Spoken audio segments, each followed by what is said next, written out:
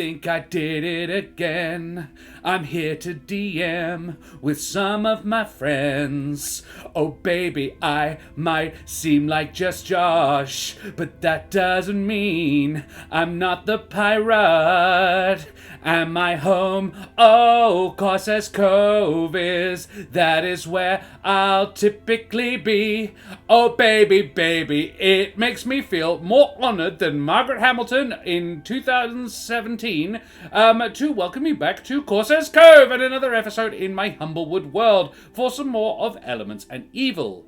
Oops, we did it again. Daria played with your heart. John got lost in the game. Oh baby, baby, oops, I think I'm in love. Karen sent from above, but Brendan's not that innocent. However, we do need to talk about these lovely folks. So, Daria, who the absolute heck are you, my dear? Well, my name is Daria. I'm an artist. I did emotes and portraits for the channel. I play Julio Switchgear, Pope Rogue, resident rock star, all that. And yes, I do like Britney Spears. Good choice. Thank you, thank you. John? Hi, my name's John. I play Bron, which I didn't intend that to rhyme when I first made the character, but here we are. I have been an actor and performer for a long time, and friend of the show. Yes, recently moved into the world of IT, but not currently working there right now, so fun times. That's me. Love it. Karen? Hello, I'm Karen, sometimes known as the mother of bunnies. I'm a performer, a writer, an internet addict, and speaking of things you didn't intend to do, I created a monk character and called her Kiki. Did not do that on purpose. Oh. That was an That's accident. I am so smart. It's pronounced Chichi. Thank you very much. Yeah, I think that sums up me pretty well. Occasionally a genius without even intending to be. And Brendan. Speaking of geniuses without intending to be, who the heck are you? No one in my life intended me to be the way that I am, but here I am. I'm an actor. Oh fuck, if that's not the millennial experience. Here I am.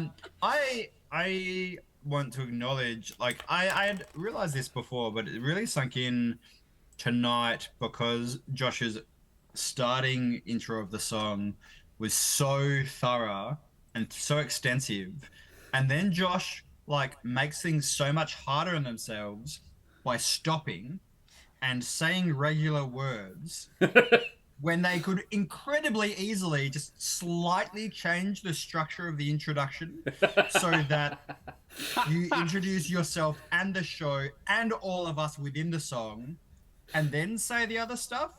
But because the neurospicy is so strong in this stream, the idea of slightly changing anything to make things more convenient, nah, that's fucked. Deny. But anyway, It had never occurred to me. It's a valid point, but it's far too late now.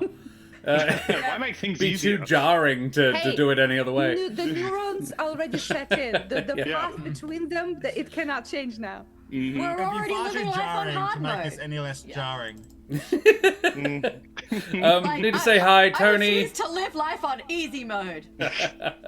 I don't know that I could if I could. Hey Cal, hey Tony, hey Big Viking Mitch, good to see all of you. I be Josh the Pirate. You can find me here making life difficult for myself and others over on Corsair's Cove, where I DM. And if you like my face and voice, you can also check me out in the podcast There Be Dragons, where I play the infamous and deadly pirate Scan Felspar und his little dragon Rosh. And beyond that, I'll be down in Winterfest in Bridgetown this weekend, DMing for them, which is going to be rather fun. And if you would like a little bit of a cheeky DM situation with me yourself, I am hireable for that. Hit me up in the DMs. If you're curious, as you should be, Margaret Hamilton was feeling pretty honoured in 2017 because the Presidential Medal of Freedom winner and the lead developer of the guidance computer for the Apollo missions is who Margaret Hamilton was.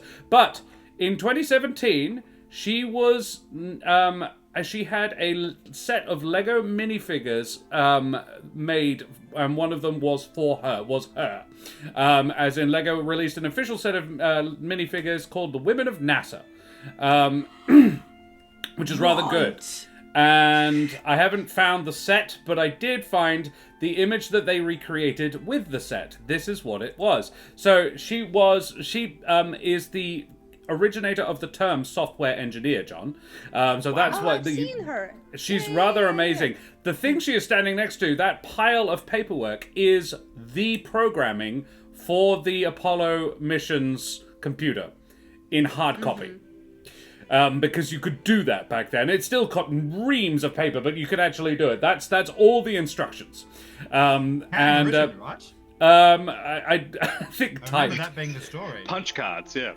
But what's really fun is she's also credited with the only reason Neil and Buzz managed to land on the moon in the first place, because Buzz was making the computer do more than it was capable of doing, and because they tested it very rigorously, she'd noticed a propensity of him to ask the computer to perform, it was capable of, and this is true, 7 functions simultaneously.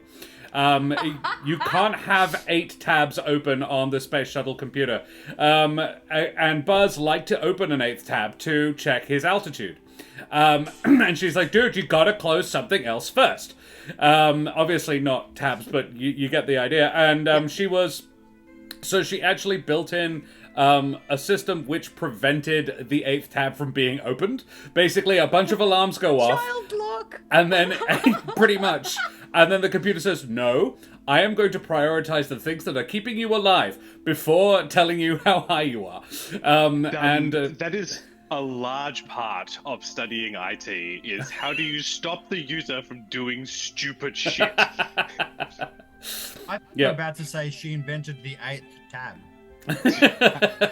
No, she made it impossible to open the 8th tab. She went the other direction. She founded 2 IT companies. She's an alumni of the MIT. In fact, NASA's computer technology systems were based at MIT. And she was the head of the developers for the guidance softwares there. She's still alive. She's 88 years old, and a pretty incredible lady. Which I think is rather cool. You may have noticed a theme. All that was necessary because a man refused to listen to a woman. Yep. Well, now she's got her own minifigures. She'll be fine.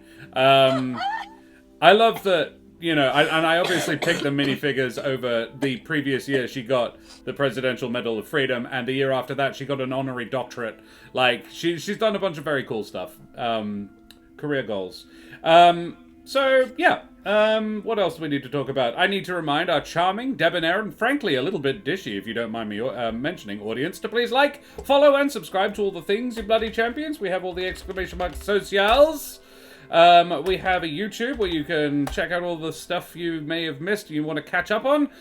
In fact, I am in the process of editing another multi-classes you may not have considered with Yusuf, so that's fun. The assembly edit is done. I now just need to add in all the extra little silly bits and pieces. But Karen and I lit a bonfire last night and went out with a camera and a dragon puppet for it. You'll see why. That was fun. 5 seconds of footage, and it was totally worth it. Oh, it's 10 seconds. I used it twice. And we have a Discord. 10 seconds. That's 5 seconds times 2. There's a difference. Yeah. Mind you, that's pretty much the entire filmmaking industry is spending ludicrous amounts of time for a few seconds of visual excellence. One film I was in once, they shot us marching up and down a village in Wales, and dead set, the footage only got used for about 10 seconds in the actual film, and it was 8 hours to generate that 10 seconds, and with 4 different cameras. That was a long day. Very tiring. And those I film made Bill cameras Nighy are laugh. worth I was wondering if that was your Bill Nighy story. That was my Bill Nighy story. That's the Bill Nighy story. Also, those film cameras are worth a cool $500,000, so that's like $2 million worth of camera equipment alone. Filmmaking's fun. Yeah, the speedos in the kiddie pool, Mitch, was even actually in terms of footage per hour, almost about the same, because it's only a 15-second ad. And that was a 4-hour shoot. Anyway, speaking of stuff I've done on camera. Kiddie Pool is the name of my other band. We are affiliated with a bunch of wonderful beans. The fantastic folks at Troll Lord Games are creators of the Castles and Crusade system, the Amazing Adventures system, and they are also the last publishing house for the great Gary Gygax. So you can check out all of their wonderful stuff at trolllord.com. And Wooden Forged are a bunch of fantastic beans that I'm actually going to be hanging out with this weekend, because they go to Winterfest as well. They make things like this beautiful thing, which is a dice keeper. It's also got a space for minis, but I just use it to put more dice because I'm a goblin and I actually have a big box specifically for minis. Check their stuff at woodenforge.com/courses. Go, you bloody champions. And the music that will once again start gracing your ear holes in just a second, I imagine, is by Sirenscape. They always does this. And if you have any spare pennies in your digital wallets, you wonderful beings, please consider chucking it over at the Ukrainian Action Appeal. We have the link there will take you to a place where you can spend your charity dollars. The war's been going for quite a while now. The politics of the world make that rather complicated. So if you do have any spare pennies to support the refugees in that situation, that would be bloody awesome of you. Thank you very much in advance. Guys, what the absolute heck happened last time? John? So 3 sessions ago, we decided we wanted to go to Mourningside, and last session we arrived.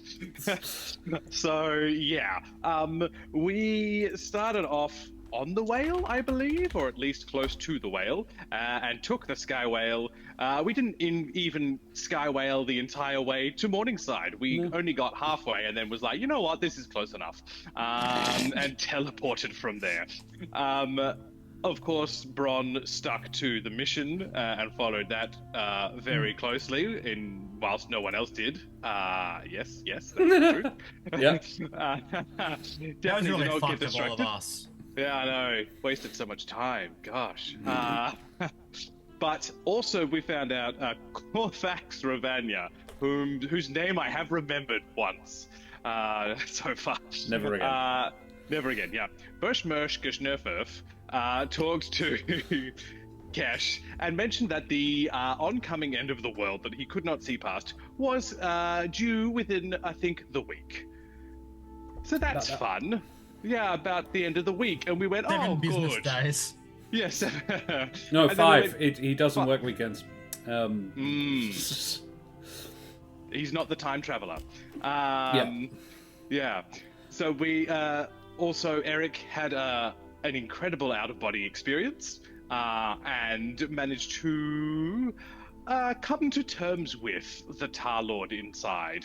And now maybe has more control / maybe complete control, we're not sure, of fear as well as hope. We contacted Hope, so Hope is alive.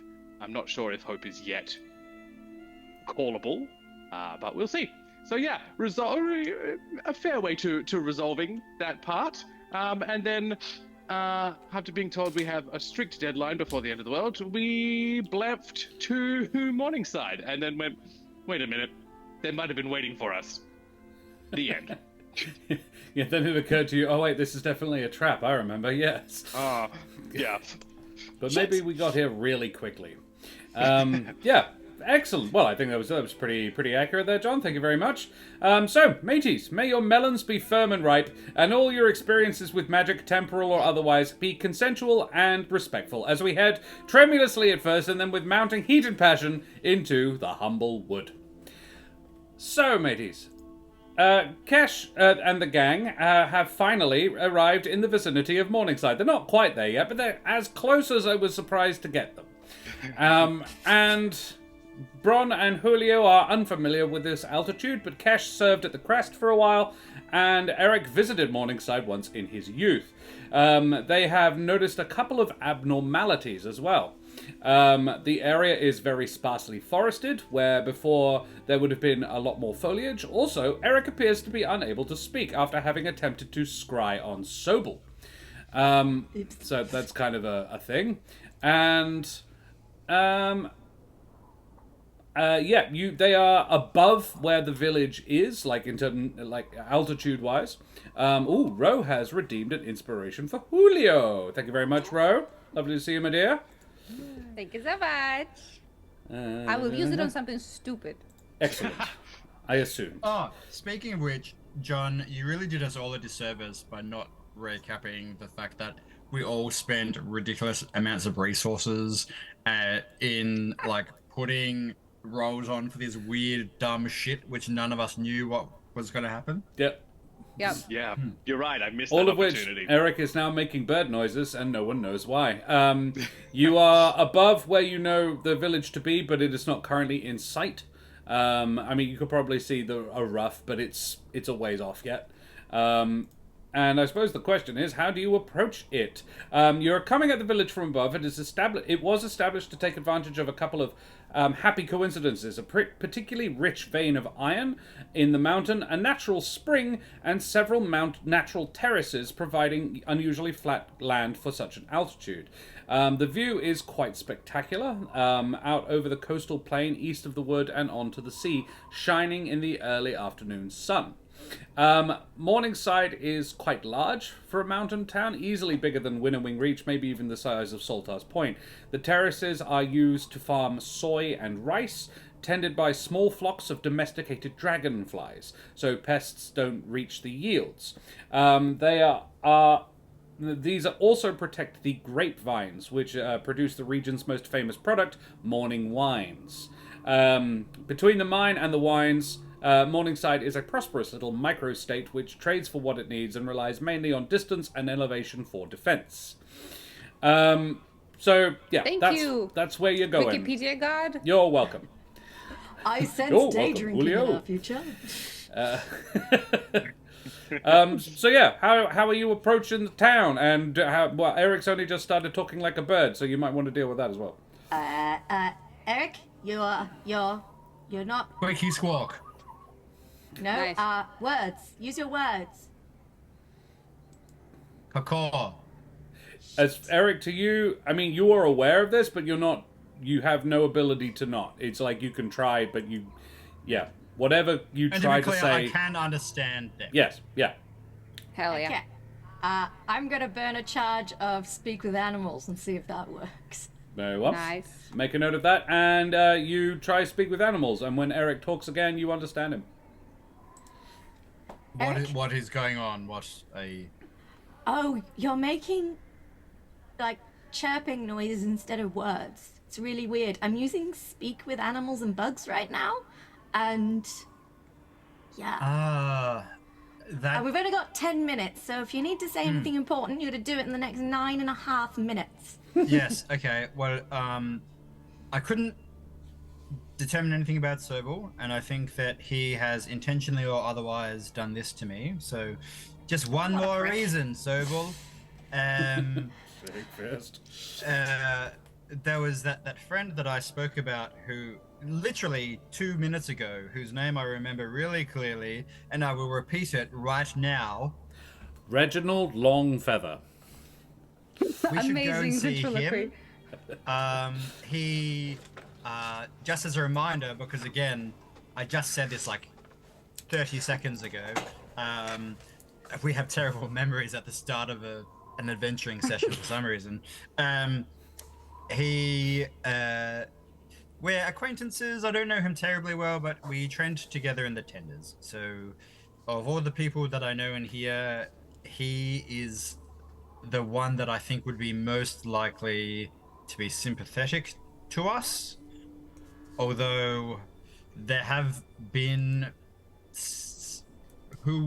people that you would think would be sympathetic members of the bird cult previously. So Yeah. Where do you think we might find him? at his house, Where's that? I can lead you. Oh, yeah, of course. I would say Eric doesn't know where the guy lives exactly. You When I came say here. I can lead you, I can take you to the village. Yeah. What do I know about him again, please, DM? You came here when you were like a teenager, and then you met him later while you were studying. So you've never been here whilst you knew Reginald. No, but you told you me could that take a- he studied for something very specific, and what was that? He studied at the Avium for a little while, and then he studied with the Tenders for a while. He's a druid, so Yeah. he was studying medicine, really, like magical medicine, but natural remedies, not clericing. He's looking for somewhat. He's more of a somewhere between a druid and an alchemist, sort of a hedge wizard sort of thing. Yes, you did say hedge wizard. Yeah. I will tell you what, Cash. It is entirely up to you how you want to approach this thing, but considering we're here to apprehend a known conspirator and accused criminal, and presumably he has his talons firmly in this place, it probably actually wouldn't be a good idea for us to just rock up to the home of a known associate of mine. So we should sneak in? Sneaky like? Yeah, you know, you say that. Disguises! Julio! Oh, I got you. You got me. We need disguises! Wait, are we sneaking? Also, what happened to Eric? Do you know? Oh, Squeak, well, he squeak, tried to squeak. scry Squeaker, Sobel squeak. at... squeak, squeaker, squeak, squeaking. He tried to scry Sobel, and it would appear that it backfired, and now he can only make animal noises. Hopefully it'll wear off. It's okay. It's not a problem. I can thank him in his native tongue. Tweet tweet. That's thank you in pidgin English. Can you please, Cash, Racist. let Julio know? No that one I likes my understand- pidgin English joke. No one. I understand what he says without him having to speak in a condescending tone of voice, and that I am taking note of everything he says. Julio, Eric would like you to know that he understands every condescending word you're saying and is making note. Condescending. I wasn't condescending. Now I will be though. Tweet tweet. Tweet, tweet, motherfucker. Yeah. Tweet tweet bitch. Whilst they're doing this, is there maybe enough time for a very short rest on Bron's behalf? I mean, you can short rest whenever the hell you like. Great. I'm going to change my armor model Ooh. Oh. to That's a- Infiltrator. So this is an hour, I smart. think. This is A short rest. Well, we can combine these would things, need in right? like an hour. Okay, yeah. We can do the disguise while you do this thing. Yeah. Yeah, So- cool. That sounds great. Yep. Yeah. So you're standing in like in a pretty open expanse of mountaintop, without any cover, and you're just like, okay, to sneak in. Bron is going to perform some heavy-duty maintenance on his armor while everybody else gets dressed up. Melons for everyone. Is there somewhere we could perhaps secrete ourselves? Ooh. Not secret ourselves. Kesh, you can make an investigation check if you like, or survival if it's better. What kind of secretion do you want to do? Oh. There's 2 types of secretion. There's only one right way, so you know. I'm one that trying to doesn't find come out survival. of your Oh yeah, my melons. survival is dope. Let's go survival. Okay. That's a Oh, 22 yeah. survival Ranger? check to find us a little bower, perhaps. You find a cave, I think, more likely, yeah. You find a small cave, and you, secrete yourselves in there. Neither, Cal, neither. Secret. Look, secrete can either mean like to make secret, to hide away, or secrete as in like ooze. I mean the former. Yeah, only Eric's the one oozing over there. Everybody else is just being quiet. Nice. What did you say? I didn't catch that. So, what are you describing? What are you disguising he did yourselves as? a New Yorker accent of Yeah. I'm oozing over here, Yeah. Karen. That's funny. Thanks for telling me. I appreciate it. Yes, of course.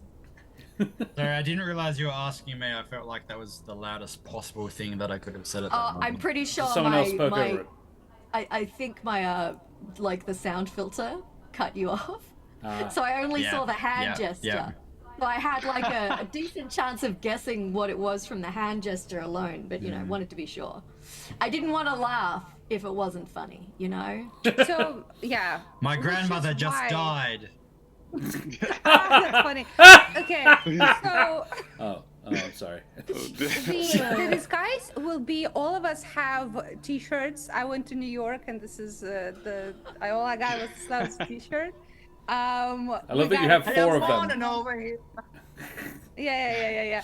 Yeah, I'm gonna just use my disguise kit that I have, and my disguise skill that I don't, to try and pull something together. Okay. So disguise would kit. I was gonna cast something anyway, and I would like to. No, never mind. It only lasts for an hour. I want to cast enhance ability, but I'll do it at the end of the rest.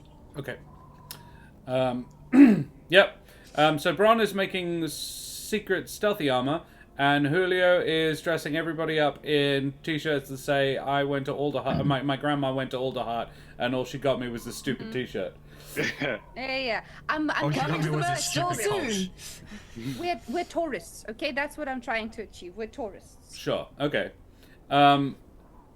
Is the goal to look just not like Cash, Eric, and Julio? Correct. Right. Correct. To not Bron, be immediately recognizable as the people Sober would like dead. whereas Bron is Yes. not somebody that Sobel would want dead, so he doesn't actually. Yeah. Yeah, Um, it's fine. So But I'll just. cover his armor if I can. Oh sure. Yeah. So you're wanting to look like non-warrior types, just in from overseas. Yeah. Very well. Yeah. So disguise kit you are proficient with, but you're not. Are you proficient with disguise kit? I'm not proficient with disguise kit. I just have it. Okay. I have it. All right. And that makes me qualified. So it is that with your dexterity modifier, I think. Yes, sir. I will make myself. I will dye my fur orange so I can pass as bronze, like baby on with a little propeller hat, because like they want to see a bird, a raccoon, and a mouse. So we don't have mouse. We have fox and little fox. We Yeah. have raccoon and we have bird. I'm not gonna yuck your yum. You can be bronze little girl or boy if you want. Why did you have to say it like that, though? No. I'm just saying. All I was going to point out is that Vulpins do come in smaller sizes. So like as I'm in like a very adult big ones. boned baby. Okay. Okay, I rolled actually quite well. Okay. Plus Dex, 28, motherfucker. Holy shit! How did you? Okay. I rolled, Wow. I rolled a 19 plus 9, 28. Your dex isn't 9. Just your dex. Oh shit! I'm looking at my saving throws. I'm so. It was like you have I a never looked 28 dex. Yeah, no, you're so right. It's Still, 23 is good. 4. So 23. Yeah, sorry. Yeah. I automatically look at the saving throws. Okay. Yeah, you do a really good job. You look. I think the big difference between a Vulpin and a Gerbine is that Gerbine have mouse tails, which are small and not very fluffy. Whereas you could actually, and I'm gonna, unless you tell me otherwise, you could make yourselves a Vulpin family with their Corvum friend, because. Oh yes. So, Mummy Cash and Daddy Bron walking their little baby. And our little concubine. Huge. Yeah. A Vulpin thruple. Yeah. What kind of With a kink feather is this? Like this is something, that's for sure. Whatever To kink alarm this the is, locals. if you can name it, Daria can draw it.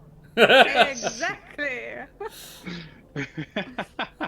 So yeah, Cool. That's my thing. That's I my love thing. it. I get So- myself a gigantic lollipop. Yeah. and the spinny propeller on the hat. Spinny hat. And Of you course. manufacture out of some reeds. I don't know where reeds are coming from up this high on the mountain, but you find some. You manage to make your tail really fluffy. Yes. And Yes. then you I do the asked, same to Kesha's Eric to fur. zap me with electricity a little Yeah, there bit you to go. make me all Yeah. fluffy, like in cartoons. And I also manufacture a little bit of throw up on my T-shirt about New York because I'm a baby. I'm a tourist baby. I gotta throw up. Right. Okay. Love it. Never take baby Jobin on his scalliers. They're awful flying companions. Okay, Eric, what was it you wanted to cast at the end of the hour? At the end of the hour, I would like to cast Enhance Ability. I'll just do it at second level. I want to cast it on Bron and do Cat's Grace to give him advantage on dexterity checks. Cool. Nice. And if you fall from 20 feet or less, then you're not incapacitated, because everyone does that rule. And then I would like to turn into a beetle and hang on to Kesha's shoulder. I love So it. That's a fuck great my idea. disguise of a raven concubine, then I guess. You didn't do anything to me. I'm still. I You put just- on your lipstick. Okay. And took off. It's a Princess Leia outfit. I gave you my It's a melons. clinging, This backless means construction. something, Eric. The whole time, Eric was not able to speak, but as Julio was forcefully applying makeup, he is eagerly pointing to the two really distinct coloured feathers. I cover it with lipstick so you look like Joker. Do you want to know how I got Want to these know how I feathers? got these feathers? Uh-huh. So yeah, Um, you got my I'm the melons. Joker, baby. You got your lipstick, and then you turn into a beetle. Yep. Yeah. The beetle Well, I has some turned very back. unusual I coloring. still have lipstick on. Yes. Yeah. Reginald It's a will not dragon recognize beetle. you. And when I'm a beetle, I look like a sexy lady beetle. Yes. Nice. Yeah. Like In a what you backless see, dress. boys. Ba-da-bow. All the male beetles are like, hubba hubba. Yeah. Cash, All the now is the beetles time in to your use your coat. rings. Beetle. The Yeah. melons on this beetle. All right. So the beetle I'm a beetle, baby. flutters so if we go onto. to sleep, and all of the beetles come for Cash's blanket, they're going to be very They distracted. Sure do. Let me be clear, DM. I'm a flying beetle. Thank you. Yep. Yeah. Brendan, can you roll a D100 and a D20, please? Jesus Christ. Yep. I want to be clear. This again. happens when you cast not when you turn into a beetle, but when you cast enhanceability. Okay. Is it just whenever we cast something that's fucked? What was No. it again? D100, D20? D100 and a D20.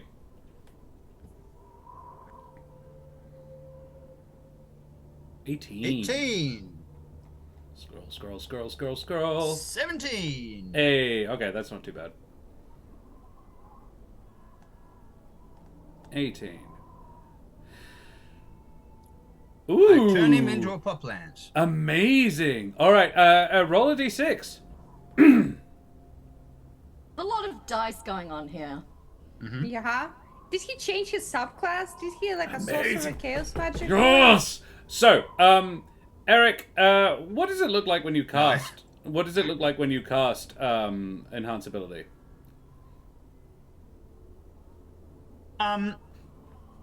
I think my feathers ruffle and kind of stand on end. But my talons spark lightly with flame, and I hold them near Bron's face, kind of like cup his face, and that's as far as I got in my imagination. I love it, Bron. Your that gives beautiful, him some level of inspiration. yeah, your beautiful Corvum concubine cups your face, and then her eyes flash, and now rather than the green eyes that Eric had before, they are now Paisley. Eric, your eyes. I don't know how you did this. What is going on? Or why? Squawk. They're Paisley. I'm assuming he meant what? Oh, just go kiss somewhere. Oh, his eyes. You look at them. You're just annoyed he's a beetle after all the hard work you put in. The beetle saying squiggly squawk is very good. I assume this is before I transform. Yes. Oh. The beetle squawks loudly. Well, Bron's been taking all the metal off his armor so that it doesn't clank anymore. So he's got a piece of metal that he can hold up and like reflective, so Eric can examine his eyes. And yeah, they are blue and green paisley pattern. Cool. Okay. Don't worry, Mine- I'm sure it'll be fashionable again in about 10 years. And then Eric, having done that, you turn into a beetle. It's really sexy, and then you fly up onto Kesh's shoulder, and the three of you plus your new, you descend with your mount and the two Concubug. others. Yeah, concubug. Concubug. Yes. Daria, you can add a +1 to the next roll. That was funny. The concubine. So you descend the mountain a little bit to Mourningside. Can you please, if I don't know how good Beetle's eyesights are, but the three of you and Eric, if he feels it's appropriate, because it's a looking thing, can roll perception. What if I do a Oh, I flyover? rolled shit. You can do a flyover, yes. In which case, yes, you may. 16 to 16. proceed. Oh, that was almost a nat 20. Ah, well. 11. I rolled a big 7. I don't see shit. I have my lollipop is too big. It is in front of my face, Yeah. so I can't see it. Yeah. Eric the Beetle gets a 21, and therefore is the only one who notices.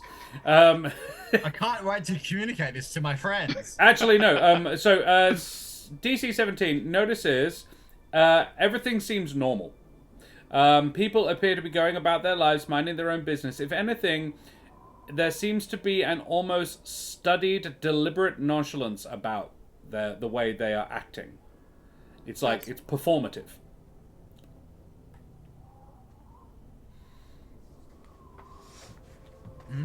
Anything else I get? No, I don't think so. Yeah.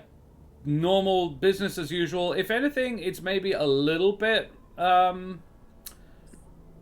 not as busy as you'd expect this time of day. But not so much that you go like, oh, where is everybody gone? It's more like would have thought it was a bit busier. Yeah. Do I see anyone I recognize from my flyover? I will roll it into Tank Hunter. Can you roll me a D20, please? Exclamation mark, roll space the number 20. And on a 17 or more, yes, you will. Because there's really only like 3 people that you might know.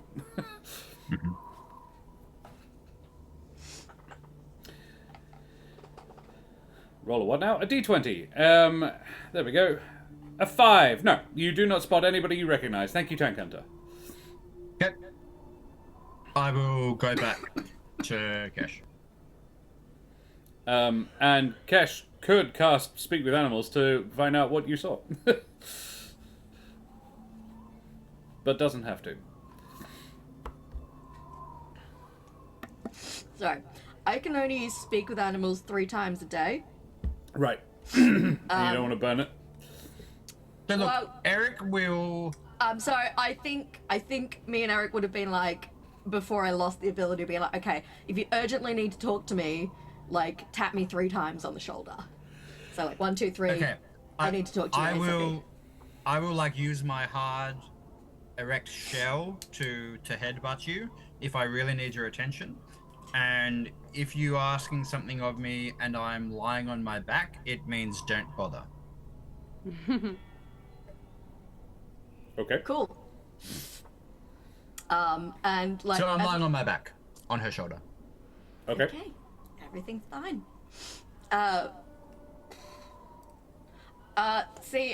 Mitch, normally Speak with Animals is a ritual cast, but I have a ring that gives me this ability. She It's can't an use action the ritual to do it. to use my ring for 10 minutes to speak with animals, and I can do it 3 times a day. So it's, I get, like, I imagine if I wanted to burn a spell slot to do what Josh would let me, but Probably. maybe. I actually prefer you having there a very are limited other- amount. Yeah, there are other opportunities where this would be more. Yeah.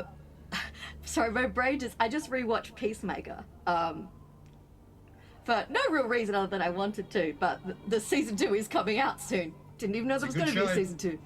It's a great show. People should watch it. It's amazing. Great cast. But there's a scene in it where they're talking to this alien butterfly they've got trapped in a jar, and they're like, okay, 1 tap for yes, 2 taps for no. Do you understand? And he's like, tap. And they're like, okay. And then Vigilante Keeps asking complicated questions that you can't idiot. answer It's with like, a what's yes your or no. favorite color? Yes or no questions. It's yes or no questions. Is it blue? All right. So as you approach Mourningside, I presume you do so. Are you stealthing, or are you going in sort of loud and proud because you're just tourists here minding your own business, just a small family of Vulpin? I think we need to just act casual. Sure. And follow Eric's directions and be chill but alert. Very well. These are Kesh's instructions. Everybody, chill but alert. Chill but alert. I lean casually on Kesh's neck. Like Too casual. one leg on your beetle hip. You walk in. Kesh and Bron. I think Julio's vision is obstructed by his lollipop. Can you make me insight checks, please? Ooh. It's getting spicy. And I am very insightful. She is 23. indeed. 23. Okay, Nice. that's not bad.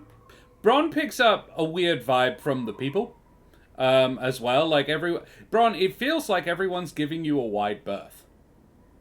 Like as you come in, you're just sort of wandering around. Kesh, you are catching an awful lot of side eyes. A lot of people are distinctly giving you a wide berth. Actually, like there is consternation, and you can get that it's not just that it's Kesh, Glitterweave, and Bron Hydecraft. It's new people. And I'm gonna say quietly to the others, like, I don't know if anyone else is picking up on this vibe, but I feel like this town does not like outsiders.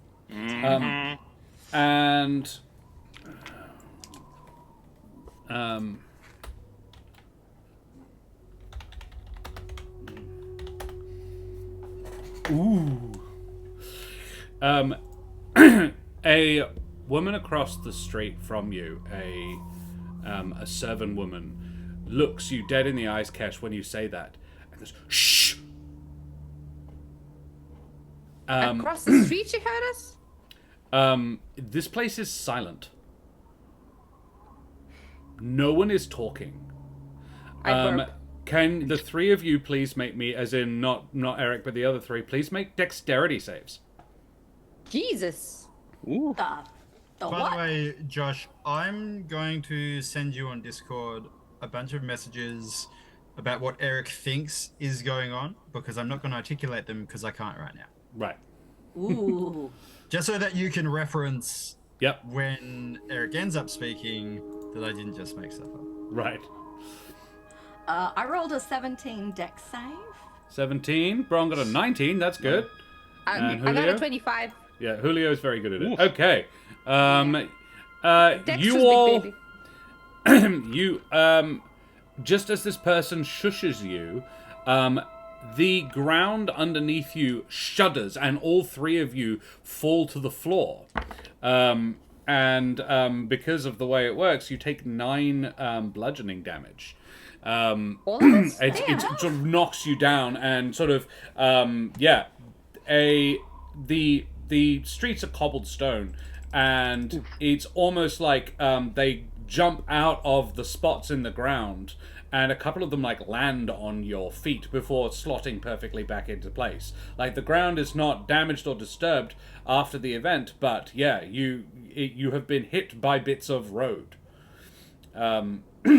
As you take 9 damage. Am I affected or hurt at all? No. Does it You look... might have been if Kesh hadn't passed her save. And the servant lady, her eyes go wide, and she just walks away, sort of shuffling her child along in front of her, like, move, but doesn't say another word. Ignores you completely. Does it look like anything magical I've ever seen, or does it look more like anything mechanical I've ever seen? Mechanical, no. Magical, maybe? Okay. Interesting. I'm going to start flying rather than sitting on one of my friends in case something else like this happens. Sure. Yep. Absolutely. Cash isn't gonna say anything, but she's gonna like gesture to the others, be like, and then look for the beetle to see where we need to go. Eric, can you make me an investigation check if you're looking for Reginald's house, which I imagine you are? When I look around and notice all of my friends looking very intently at this beetle, then I will start. Okay.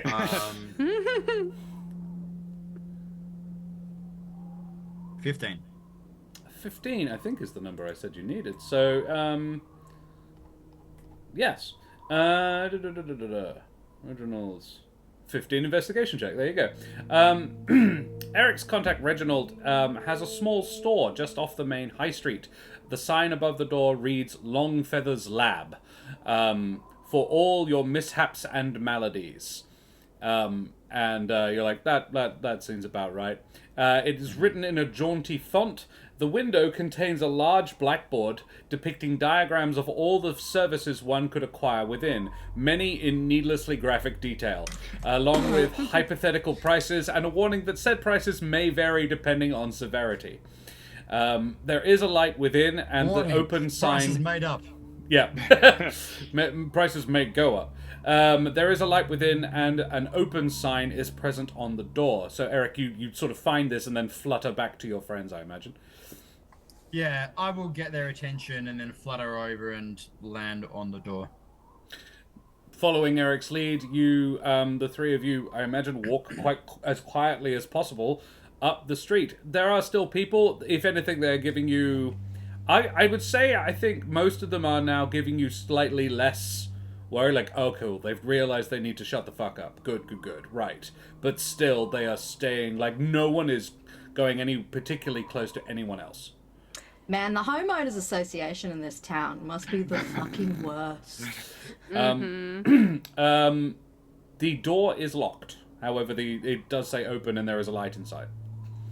Well, this sounds like a moment for lockpicking.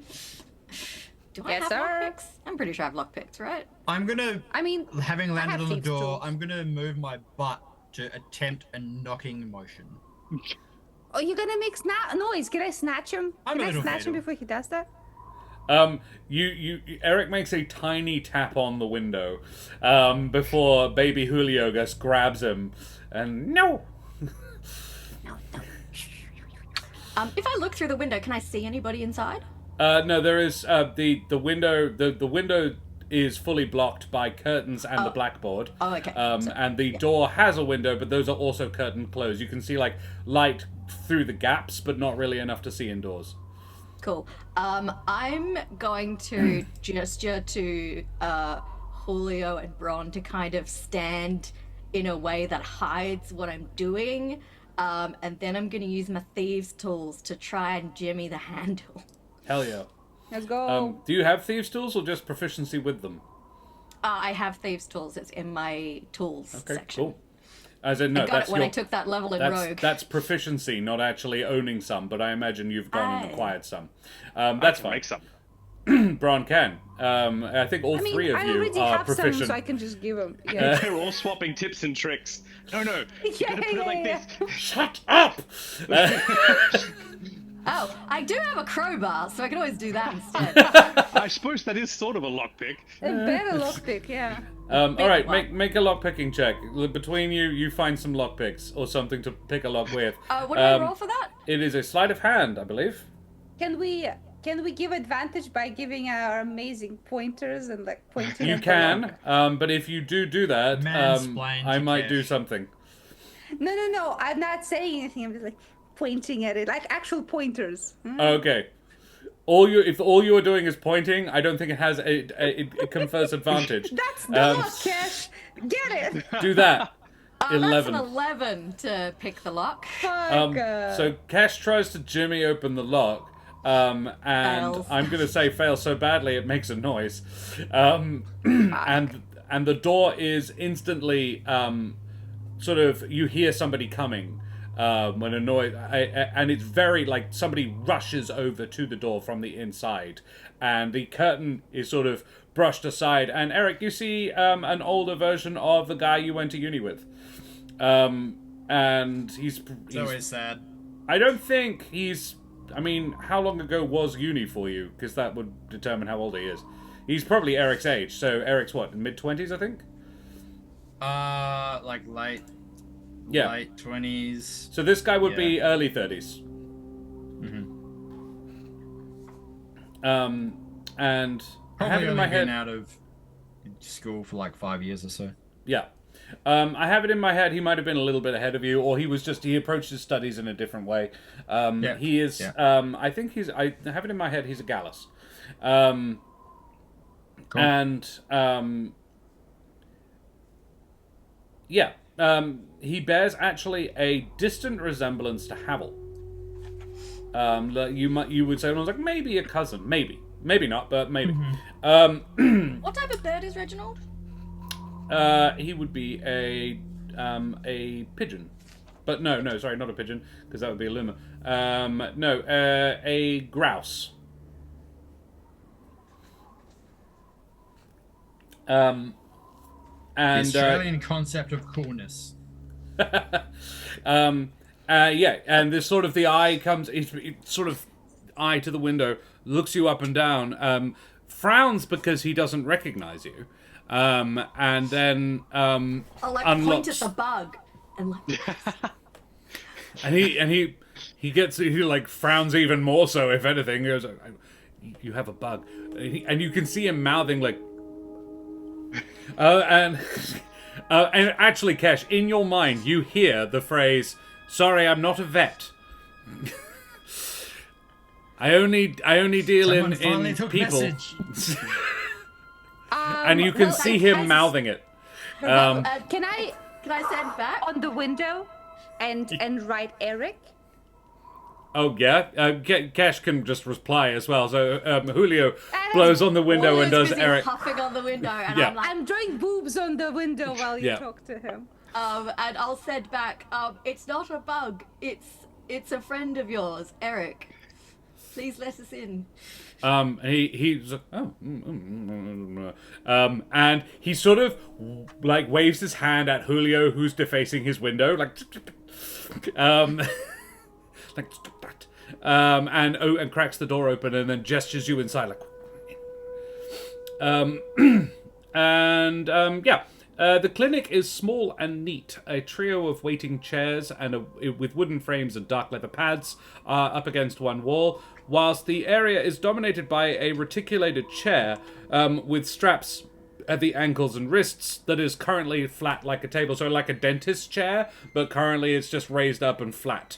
And it's kind of like these three waiting chairs are also an audience for whatever happens in here. A second blackboard with some intricate anatomical drawings dominates the other wall. The space is gloomy, but there are many unlit lamps. Like, this place could be really brightly lit, and it's not. It's actually only 2 candles have been lit, and both flicker. There is a ladder in the corner that appears to access the upper floor. What do you do? I'm gonna kind of mouth at Reginald and be like, And he messages you and says, "It will hear you if you speak." I'm gonna look around. Is there any paper? Yes, there would be, but it's covered in, it's like books and stuff. No bare paper. He goes, and he sees you looking around, and just gets the whiteboard, gets the blackboard eraser, and just all of his really gorgeous, intricate drawings that he probably did, just wipes them all, that like takes off a whole chunk of the board and hands you a piece of chalk. Cool. I will write on the board in my best handwriting, because I feel like Kesh learned to read and write a little later in life, so possibly doesn't have the greatest handwriting, which It's I not imagine she's a cursive. little self-conscious about. Just these reports written in crayon. And she'll write, "Greetings, Reginald. My name is Kesh Glitterweave, head of Spear and former colonel with the Wildwood Brigade. The beetle..." Current colonel, but yes, all right. Colonel with the Wildwood Brigade. The beetle is Eric Shadowmalt, an old friend of yours.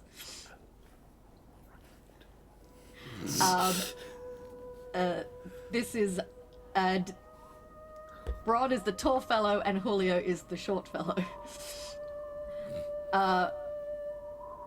And he picks up a different piece of chalk and says, "Great, why are you here?"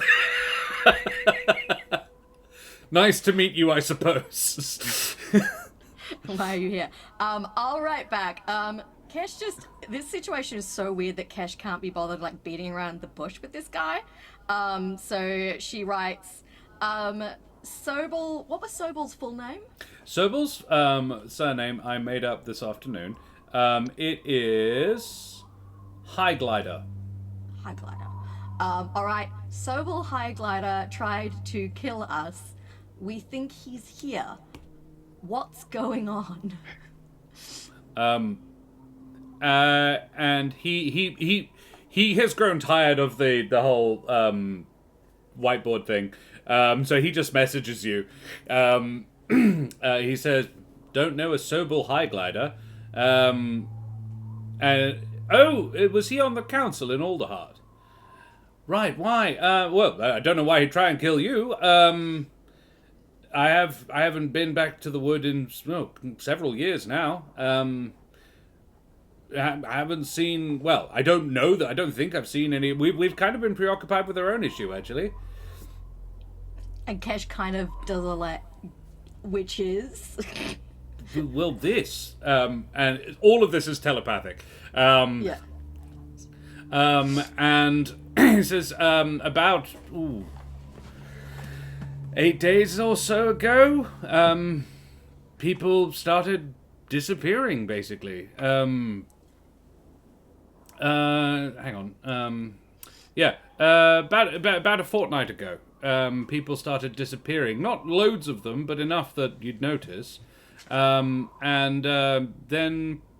I think that initially it started with the town just kind of got quiet, and then it really became sort of, you have to be, and then whenever you talk or any loud noise is made, really, it hurts, to the point people have died, and others just sort of go missing. Those who leave don't get far, as best as we can tell. As obviously it's impossible to tell because you can't leave to find out. Jammer, thank you very much for the follow, you bloody champion. Avast, matey, you wee scallywag. Yes. Beyond every that, time someone, like, I know that jammer isn't referring to, like, fruit jam, but now I'm just, like, picturing a jammer being someone who professionally it's like a makes badger. jam. Somebody who makes badges. I think yes. of a banana slammer from the Donkey Kong TV show. My brain goes to a very quick three-masted vessel. A wind jammer. It's actually where Spelljammer, the D&D thing, comes from. Wind jammer, sun jammer, Spelljammer. They're all. It's a kind of ship. They used to do. They were the fastest ships to cross the Atlantic before they invented steam. Really, before the steam power. So he says, yeah, about now you can't make noise without dying Disappearing. or getting hurt, at least. Thank you, bitch. I'm gonna send back. Kind of. Does there seem to be like a particular area that this is kind of concentrated on? Well, the town. I meant more specifically. Not really. The magic around here is very odd. As I say, you don't get to go far from the village without disappearing. So everyone's sort of reluctant to, which otherwise we'd have sent for help. But it's really hard to send for help without making noise or leaving. And he is could have gone back to the whiteboard to the blackboard for and making dot points so that Bron and Julio and Eric also are up on what's being said. Yeah, we're doing it very abbreviated. Because you had this backwards and forwards just with Kesh, and he was like, "Oh no, I shouldn't." Because the others are just like, "Well, I guess we'll just wait then." So he's there's a really intense staring match between him and Kesh. Yeah. There's a lot of. And yeah, you hear him say, "I should probably include the others." All right. It's tiring. Casting message repeatedly is exhausting. And he writes up on the board, "Sorry, message is quicker, but it's not easier." And then he says, "Magic around here in flux. Trees dying? ? And then don't know a Sobel." Does he say trees as in plural or trees as in apostrophe S tree is? No. Trees as in plural. Yeah. Which is something you had noticed, or Bron noticed. He says the trees started disappearing about 6 weeks ago. Bron, I think, is going to ask for the chalk. And then he offers each of you a one so that everyone can... He actually doesn't offer one to Julio because he's like, it's a baby. Damn it. But if Julio... There are more, and you would only reinforce his supposition if you did. But yeah, you go for it. Yeah. I am going to write next to, underneath, with the trees, Helverite? With a question mark? Halversite. Helversite? He says... replies, "Not around here. Further up the mountain range and on the other side, I think." Close-ish, but not that close. Who that? What's Helversite? It's when I'm sure Bron would have mentioned So this. Julio comes up and writes on the board, or do you just ask? Yeah, I write on the board. What is Halversite? I'm gonna magical metal. Had fun conversation at the university. You should really have explored that place. And he writes on it's just random comments all over the board of the show. He's like, my alma mater. Someone has drawn the cool ass. Yeah. Yes, of course. I would like to do a thing. So I'm gonna write on the board. Basically, I'm gonna write going into a trance for a minute. Hold tight, and then Kesh is gonna sit down in a little meditation pose, and I'm gonna do primeval awareness. Hell yeah. So I can sense whether any aberrations, celestials, dragons, elemental, fey fiends, or undead are present within 1 mile of you, or within up to 6 miles if you're in your favored terrain. But I believe I'm not in favored terrain right now. No, I don't think so. I think yours are woodland and coastal. But a mile is probably far enough. I mean, you've only walked maybe 2 miles to get here from where you popped in, so it covers a good portion of the entire thing. And if you were going to guess at an epicenter, you're probably close to it, if not in it. Bron, while Kesh does that, he looks at you and writes down, I know Eric can, and I imagine if you were at the Avium, you can. Don't cast magic. Strange things happen when you do.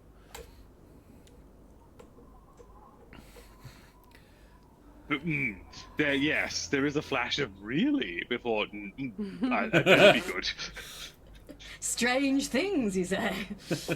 Marvelous? Did he say marvelous pigs in satin? No, dear.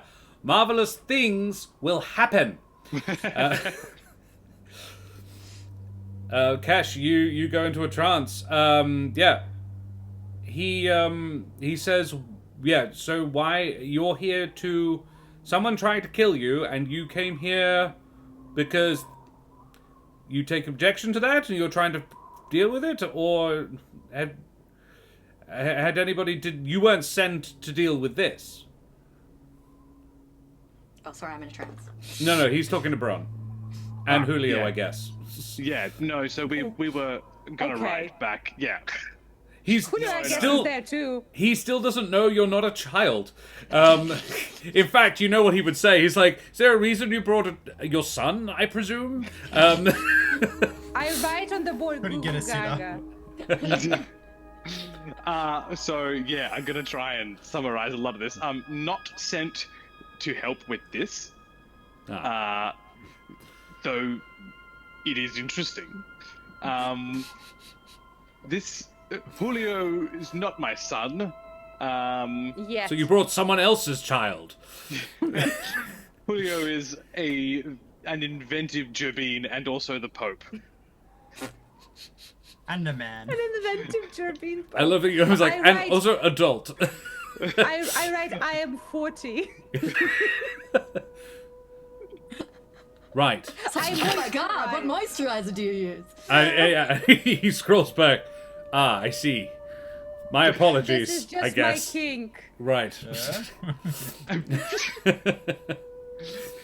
If Brodgan will try and wipe out kink and write disguise. Same thing, different font. Julio wipes out the skies and puts in. And then he just writes potato, put a tomato on top. Yeah. Yeah. Kesh, you sense within a mile.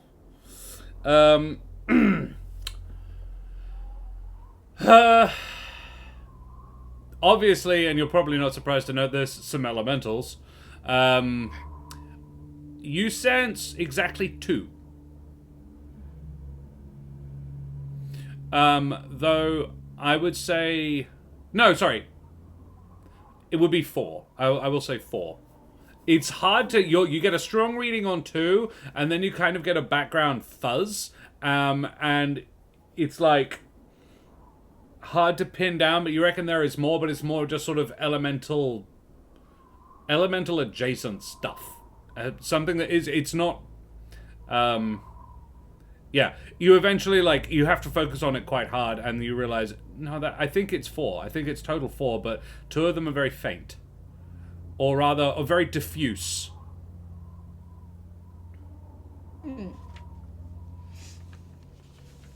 I'll come out of my trance and write on the board, elementals nearby. Any strange element-related occurrences, and then like wind ? Fire ? He Earth writes. ? He writes next to wind. He says, "We're on a mountaintop. There's usually wind." Kesh points at the unusual. Like, I don't give a fuck if it's windy. Is there wind that's shaped like your granny's old umbrella? Haven't seen any unusual shaped wind. And then, wait a minute. There has been Bron's quakes. Right. And Bron's gonna ask, wasn't there, because didn't we get sent here because there was a cyclone?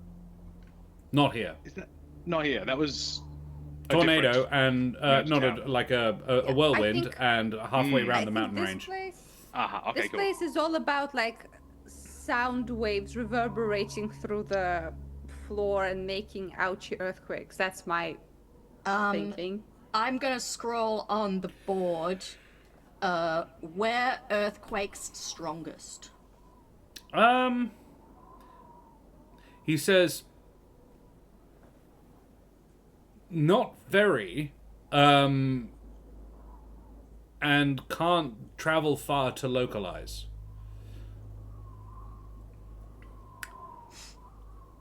There is a mine. You could ask there.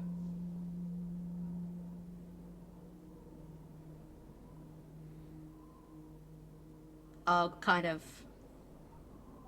gesture at the others and basically point at mine and go like,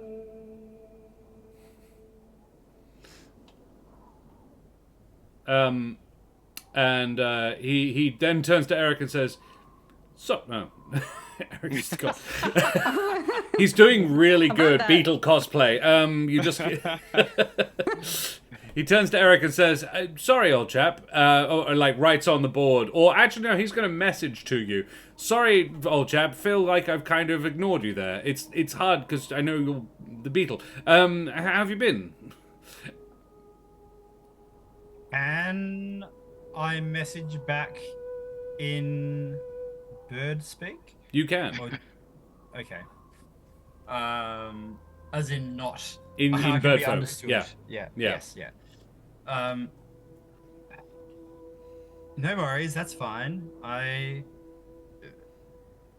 a beetle, so I wouldn't have thought to try to message a beetle either.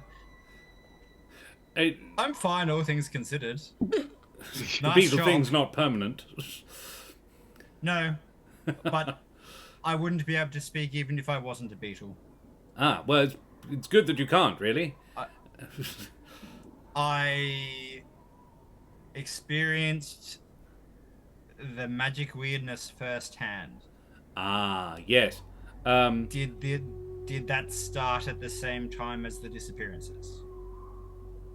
Probably it's been getting stronger, but before. How much before? Well, as I say, the trees started disappearing about 6 weeks ago, and I would have said that was. It's just too many odd things happening simultaneously to not be related. So my assumption is that it is. I've been trying to get to the bottom of it, but it's not really my wheelhouse. You know me. I did more in the healing than the nature. But Was there an epicenter of the trees disappearing? best as I can tell, most of the top of the mountains cleared. I wouldn't have said I noticed a particular. It was more of a sort of a general thinning in the area. It extends down the slope somewhat, but it doesn't affect anything other than trees. It's very specific. The grapevines are fine. So is the crops in the fields. Right. For context, you are obviously aware of the Scorched Grove. Yes. Fire elementals encroached from there. Yep. More recently, the Colonel's team, which is us, have been dealing with threats from other planes. So that is why we're investigating elemental causes. I see. Well, Any elementals. no. Well, I would guess Earth, then, would be my feeling of the matter here. The air... Particularly with those tiles that sprung up from the Earth earlier. Yes. I haven't... I have witnessed something similar. The quiet descended before the deaths really started. I'm just going to pause you for a second because I appreciate this information. I can't communicate it to my friends. So yes. if you could resume this conversation with Cash, and I will continue to be a beetle, and my player will go and have a wee. Right. Flutter your wings if you need to say something. And yeah, he gives you. I mean, he was just going to give Eric slightly better worded versions of the same details he'd already given everybody else. He has not been able to determine. he's like, it's not his full-time job to try and figure this out.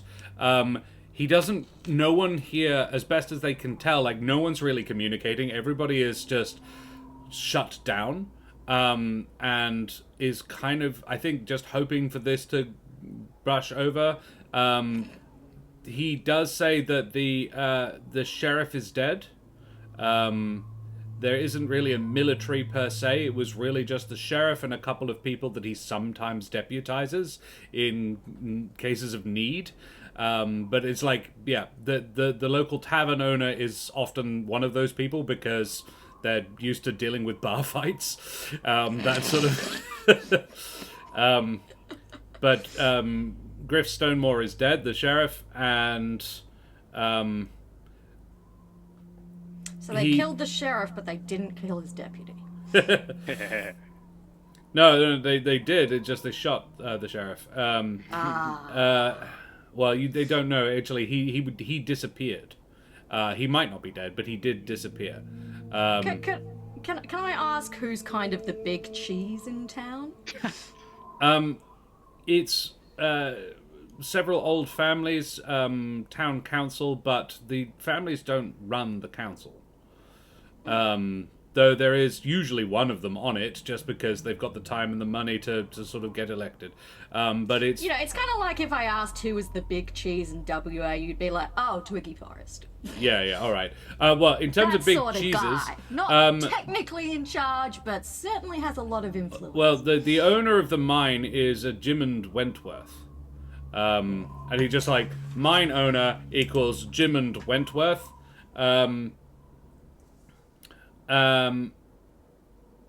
Haven't seen Jimond in about 5 weeks, though. And he actually he goes, think Jimond went on vacation. Maybe last person to leave. But he clearly hadn't occurred to him. Like, this is... He's only doing this now with you. Is like, oh, hang on. Otherwise, the mildews are they own the vines. They're the main vintners,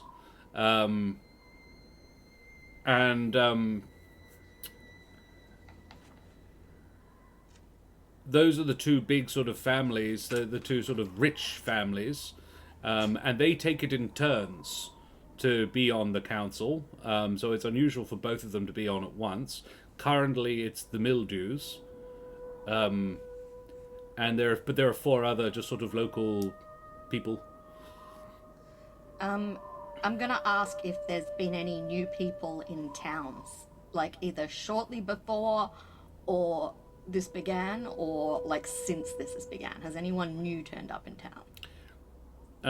He comes up with, he writes, we don't get a lot of tourists.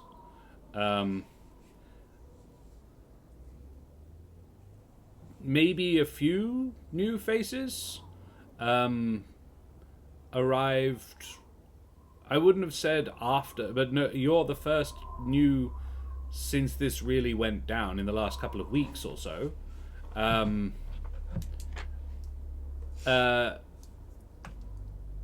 And he sort of... Actually, Tony, can you roll me a d20, please? To see if he makes this connection and brings it up. I'm going to flutter my wings. Oh, and he messages you and says, yes? Nat 20. Thank you, Tony. It seems suspicious that the big cheese went missing immediately before terrible things started happening. Well, I would have said slightly after things started happening, but significantly before terrible things started happening. This is the trick and why I hadn't made the connection. That's kind of more suspicious. Well, yes, no. Now you're saying it. His house is not uninhabited, though. He's got guests. Do you know who they are? I never got the names. A lady comes out once a week or so, goes shopping and things. Well, not just once a week, but it's like, Gallus lady. He gives you a description. I am going to describe the fells and Definitely see not. if he recognizes. No, okay. He does ponder and says, no, none like that. Can I describe Sobel to him and see if that rings any bells? I will roll for him. Oh shit! No. No, he hasn't seen Sobel. The lady he describes, Cash, Eric, and Julio, you can make history checks. Okay. Sobel had at least one mistress. Yep. 22. 22, nat 20 Nice. as well. Nothing. Big 10. Big 10, Big 14. big 14. Cash, the woman he describes is Sobel's wife. Let's You fucking go. saw her like Really once. wants to like yell something, be like, and then writes in massive capital letters, Sobel's wife? That Question bitch had a mark. wife? Yeah, that's why he also had mistresses. Like, rather than just... Can't have mistress without a wife. Well, you can. It's just more... But he had secret mistresses, and that was the trick. He went to the brothel specifically for this, otherwise he could be out and loud and proud about it. Yeah, and that's the connection... Without a wife, a mistress is just a lady that you fuck. Yeah. A girlfriend, It if you will. sounds less poetic. Lady that I fuck. Yeah. I love This it. is the lady I fuck. Well, I'll Yeah. have you know, when I take lovers, that's how I pick them up. Would you like to be the lady Charming. that I fuck? I'm good. That's one hell of a pickup line in the club, you know. It's like, hey, it's like, hi. It's like, would you like to be the lady that I get to fuck? I mean, it's gonna work at least once. It's gonna work on someone. It's someone's No, vibe. because clubs are too loud. Yeah. You'll be like, the what? You gotta It's really scream hard it. to say that. Hey, Would you like to be the... And then it goes silent, and so you shout, lady that I fuck, into the like dead quiet of the... Yes, perfect. Turn down for what? Cool. Yeah, that's... the nat 20, he made that... He was like, there are other people in that house, though. That was what that was. DM, can you please remind us of what information we got from the would-be assassins that led us here? That they were sent by not even that they were sent. The master was here, and this was where they were supposed to come afterwards, and that he was waiting for them here, basically. That was the only real connection.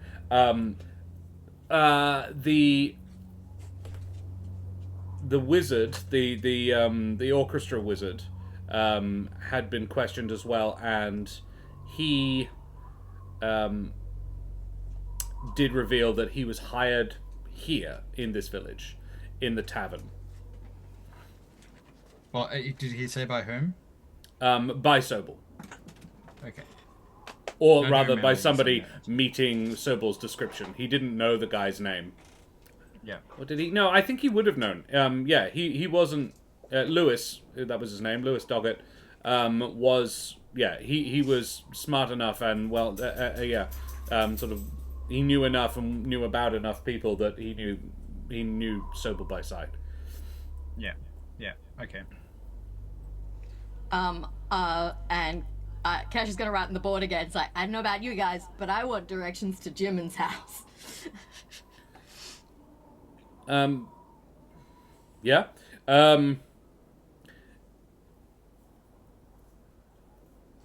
Reginald writes up on the board, hard to miss it. Big place in the center of town. Quite high walls, though.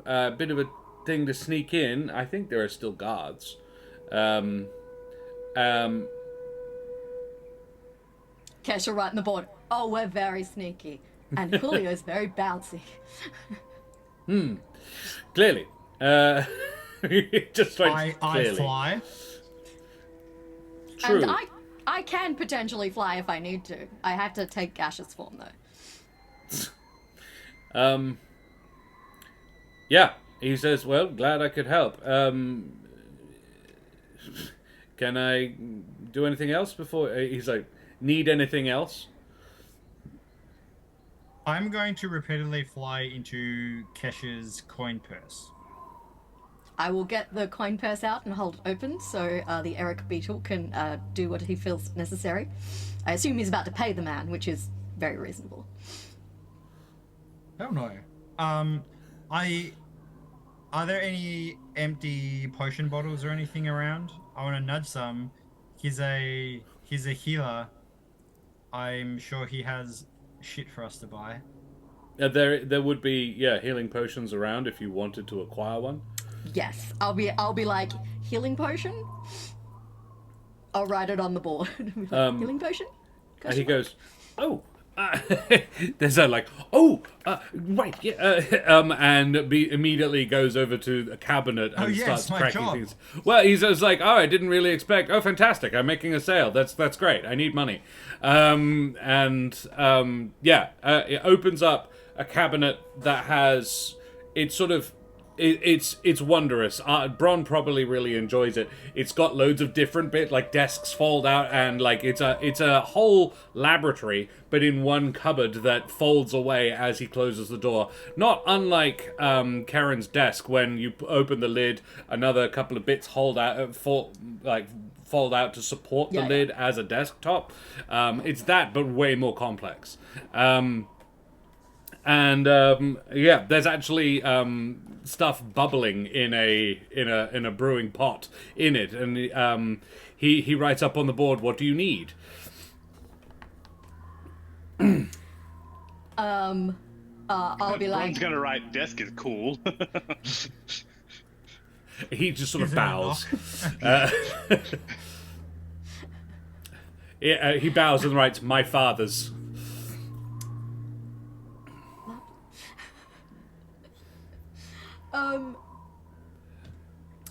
Cash will write, strongest healing potion, how much? He writes up 250 gold and holds up a very large potion. Ooh, Damn. this is a big one. I'm not sure how much money I have, actually. I don't know what it would be, but probably called Superior, or Glorious or something. Like, it would be the... Glorious potion. The... Wicked Sticks potion. I can't remember exactly what the scale of them they go, but 8 d4s or 8 d6s or whatever it is that it Supreme, heals. I think, is the highest. Yeah. I only have 156 gold pieces, so maybe next best healing potion. And he looks slightly deflated and then goes, great then, and gets out a slightly smaller jar. He says 150, and it's the 4d4 plus 4 4d4. kind. That's like all my money. And I actually keep in mind we don't have to pick up potions, particularly not healing potions. A lot of us can heal. Yeah. There might be more interesting kinds of potions. I actually have a basic healing potion. Yeah, I did think most of you 2d4 had. plus 2. Yeah. So I still have that.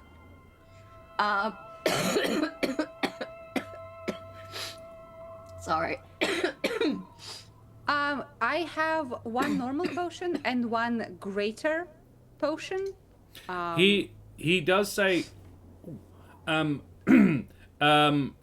then it pulls out a very little one. It's more like a pipette, like an ink dropper. This one, he says,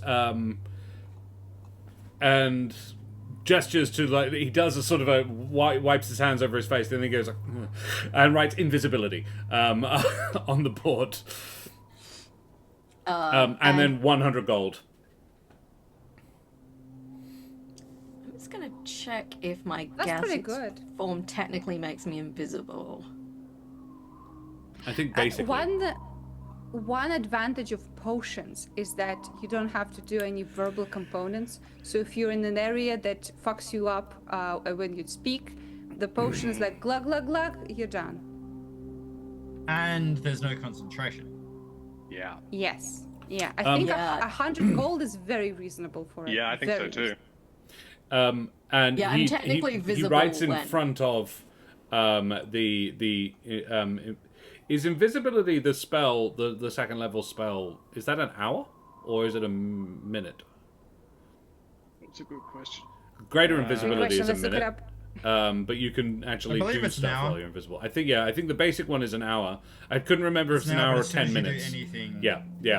You can't Yeah, take any it's an actions hour. while Take you're an invisible. action, Yeah, cool. it He was like, drops. I want to stress that it's the first. It's the 1 hour one, not the 1 minute one. And And it still breaks if we perform an action. it is Oh. effectively that spell. Yeah. So good for spying. It's good for stealthing around and spying, but not good for actually like sneak attack. You get the first sneak, and after that, you're not sneaking anymore. He does say, "Ooh," yeah, he's got a couple of other ones. He puts like lines them up on the countertop, and yeah, there would be.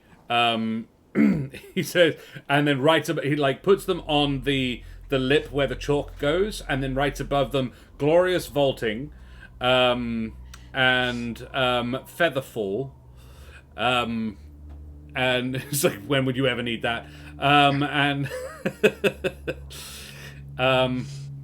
and barkskin. Ooh. Remind us what Barkskin does. It casts the spell barkskin. I think gives you an AC of 16 regardless of whatever else, but you can't wear armor. Yeah, I was just That thinking. was I'd have to really take what my I was armor. asking for, Yeah. what it does. This is Baldur's Gate memory. I don't know if it's true in D&D, but yeah, pretty sure. He says... Hey, the potions do whatever you say they do. Well, that's true. He says... He writes up, other person you could talk to... Corin, the foreperson of the mine.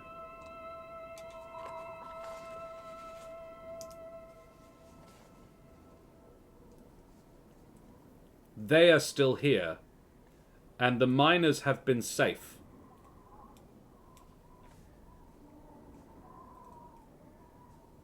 What do they I mind don't here? think I know we've already been told, iron. but I can't remember. It's Iron. just it's iron and yeah, things that you would. There's usually other bits and pieces in an iron mine like tin or zinc, but it's mainly iron.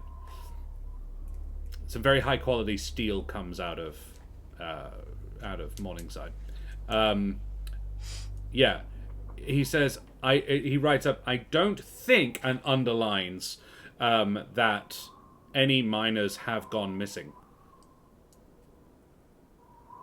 Interesting. Yeah. It somehow implies that the mine is useful somehow. Either Or the mine that is useful. whatever. Yeah. Yeah. Or the that mine miners are itself. just really, really quiet. That's not it. That's the opposite of He what writes up, miners are. not traditionally.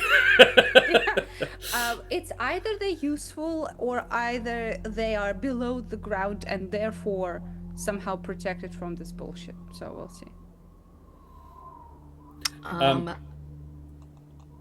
I was going to just say, I think there we should call a little breaklet, and be back 5 Yeah, to we 10. got a lot to think about. You Yeah. do, and course of actions to take.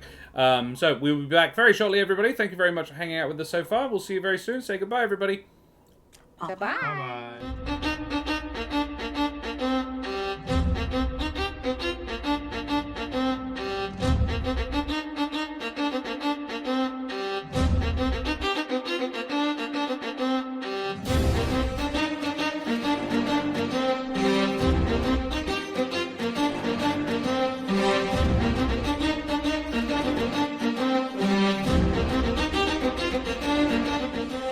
Vast ahoy and good day, mateys. We'll be back for some more Humblewood.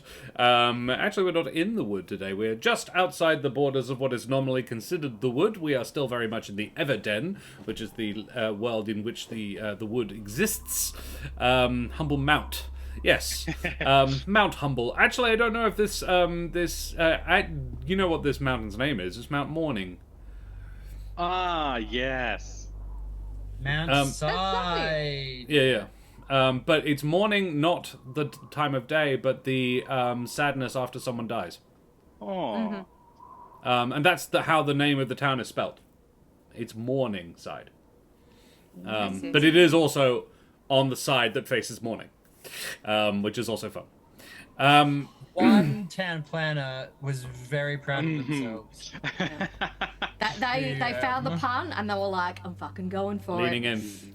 A lot of the town is as well. Like you notice the town, the inn, such as it is.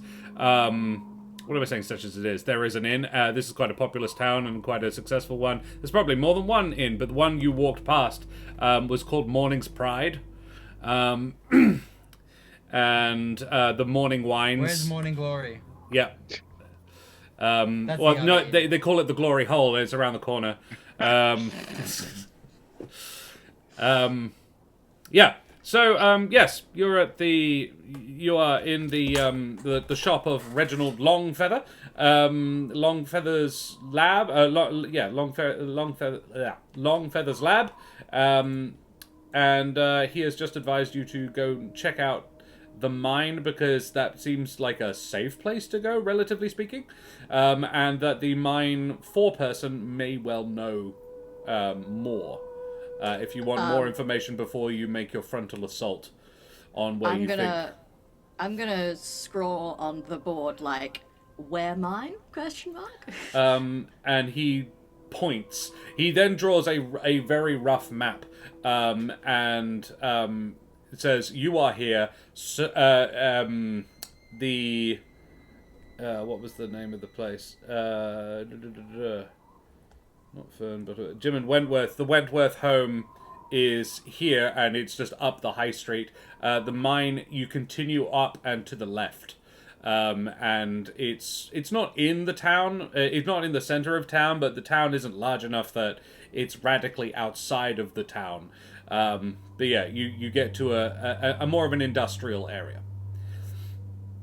So Did we end up buying potions? All of a barkskin, a glorious vaulting, or the other one I said. Invisibility. The invisibility is 100. The barkskin, the glorious vaulting, and I did say another one. I can't remember what it was now. Featherfall were 50 apiece. Look, I'm gonna if you have anything that you would specifically like, a potion that you would specifically like, I will roll for it to see if he's got one. Does he have a flashbang grenade sort of potion? You mean like a potion of darkness? No. I was thinking more one that, makes a big, loud flash. Potion of blindness. Maybe an arrow of blindness. If you want something like you describe a flashbang grenade, a blinding grenade, or like a shock and awe grenade sort of thing. He raises a feathered eyebrow and says, "No." and thinks it through and says, "Writes up, I could probably make one though. Most things explode if you know. Most things explode if you know what you're doing." How much money do we have? Because I think buying the invisibility potion is a good idea, but what's our party coin? I have 156 gold pieces, according to my sheet, which may or may not be accurate. I'm relying on you to make it so. I don't keep track of your money. Yeah, I know. I'm like, Josh doesn't keep track. So, I've changed Eric it has an relatively amount, recently. but he's a beetle right now. Yeah. Yeah. Yeah. I'm prepared to stump up the 100 for the invisibility potion. I have 106. We can split the cost. Wow. Yeah, and chipping 50 each. Yeah. I have 245, and I thought I was So poor. Braun buys it. So Braun is buying it. We got it. Hey, Eric's family's rich. It's partially why Braun has as much money as he does. Right now. Yes. Yeah, Yeah, you could split it 3 ways or however you want to do it. Like, you could each say you just detract 25 pieces from your total and you get the party gets an invisibility potion, or one of you just stumps up the total. I don't mind. You can do it however you want. How about Kesh pays 50 and you two put in 25 each, and we get the invisibility potion for future to be determined useful purpose. Yeah. Sounds good. Sounds good to me. Someone put it in Who's their gonna hold inventory. it? I think Cash. Yeah, who's gonna get it? I'll carry it. I put in the most money, so yeah, I get to carry it, bitches. Yep. No, good idea. Good idea. Yeah, you can add it to your inventory then. I asked because I wanted to make sure that someone wrote it down. Yeah. That's Yeah, why yeah. I'm repeating inventory. So yeah, he goes, if you want to wait, he writes up on the board, if you want to wait a day, I think I could probably come up with a flashbang grenade situation. I'll basically write, you have a crack at it, I'll come back before we leave. Cool. When you come back, I will roll, I will make a crafting check for him to see whether or not he has succeeded. Nice.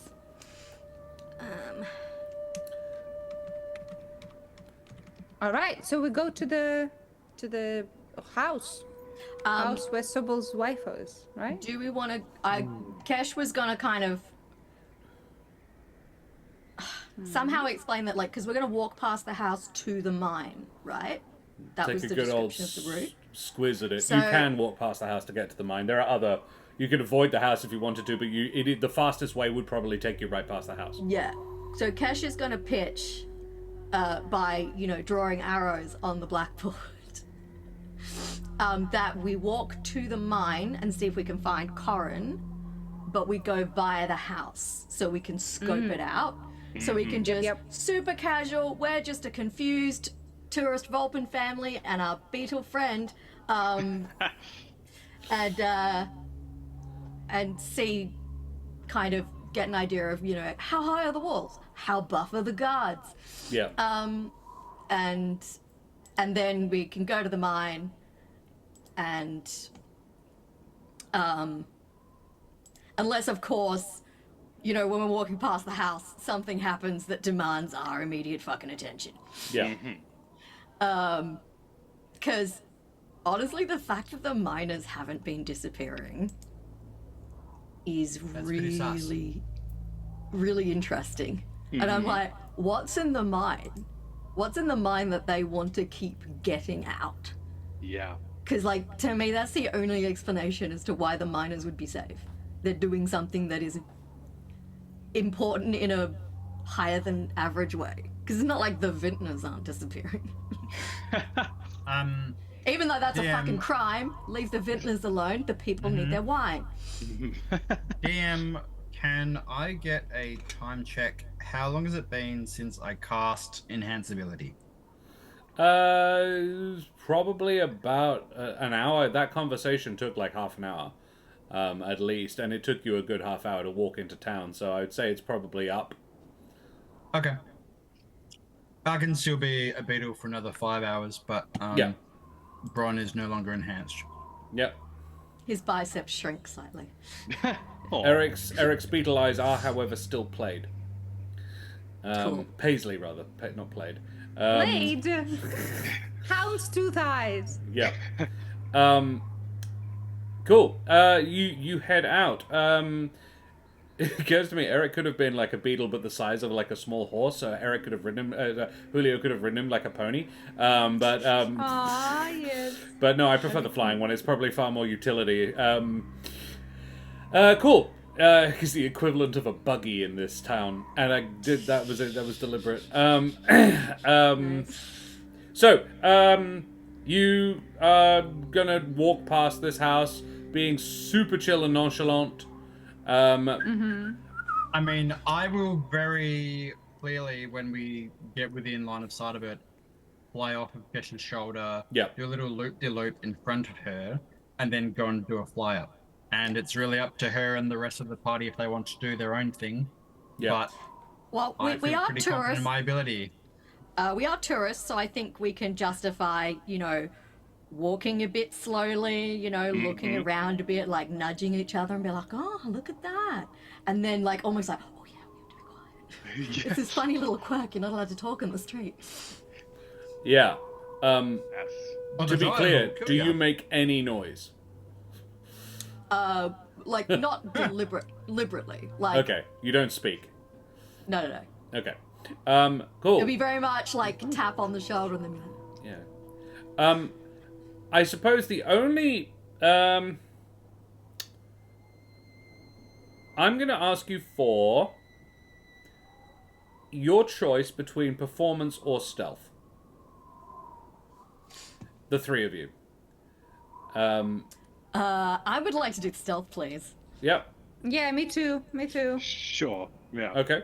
Yes, You can each I choose a get- different one as well. You don't have you can each pick the one you are best at. I imagine it's probably stealth for all of you, but I just thought yeah. So make me those checks, please. Yes, sir. That is a 17. 17 for Cash, 24. 24 for Julio, and a 5 for Bron. I don't suppose this is in the last minute wait. enhanceability. Yeah, that would be nice. If it isn't, do I have Flash of Is Please your give us infiltration- one roll with What? advantage from that spell. I'll allow it with because I'm being very nice. Okay. Aw, how nice. Also, Oh, that's even worse. John, does your infiltration armor do anything different for you? It allowed me not to roll that at disadvantage. Yeah. Ah, okay. I have a Flash of Genius that can add 5 to bump it to 10. So the big trick is Bron's about Do to you- fucking vanish, isn't he? no, it's not I going mean, to vanish. no one knows bronze, so like, who No, cares? this is there is that. So yeah, are you going to burn it or not? Before I tell you what happens. Yep, You also have absolutely. a D4 and you've got both your bonuses on the screen as well. Don't forget Oh. about that. Yeah. Yeah, I'm gonna burn them. Just an extra D20? Yeah. Why I'll let not? you have another one. Why not? That's- Is it gonna Doesn't be worse? re-roll Is it both, gonna be just the worse? one. Just the one? Or both? Yeah. What? No, just the one, not both. As in, like, Okay, so- you don't get to re-roll an advantage roll. That's still worse. I think this is. I think the roller is saying what's happening. Yep. So the highest I've rolled from all three of Is a those is 5. 5, and I can add 5 with my Flash of Genius. Powerful. If you To want make Powerful. it I do want to make You it don't an have even any 10. D4s?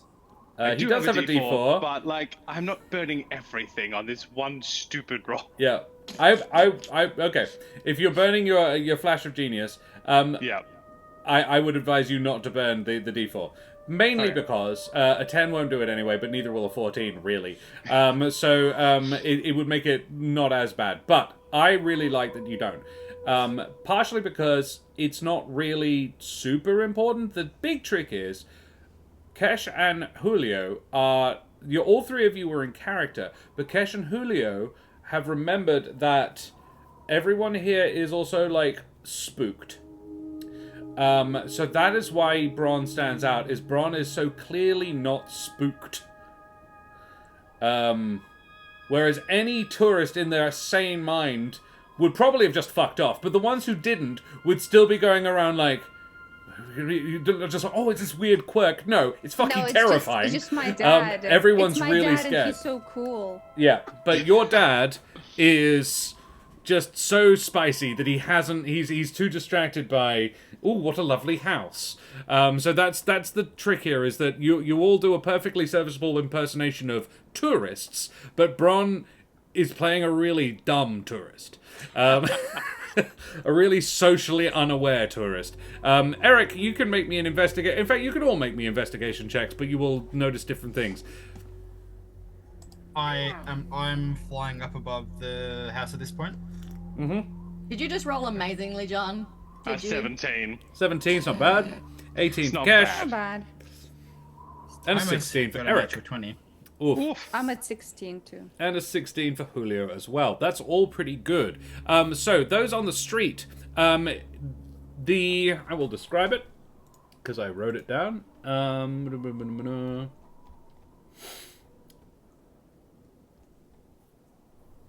Jim and Wentworth's house, a large townhouse in the Edwardian style with a high wall surrounding it near the center of town.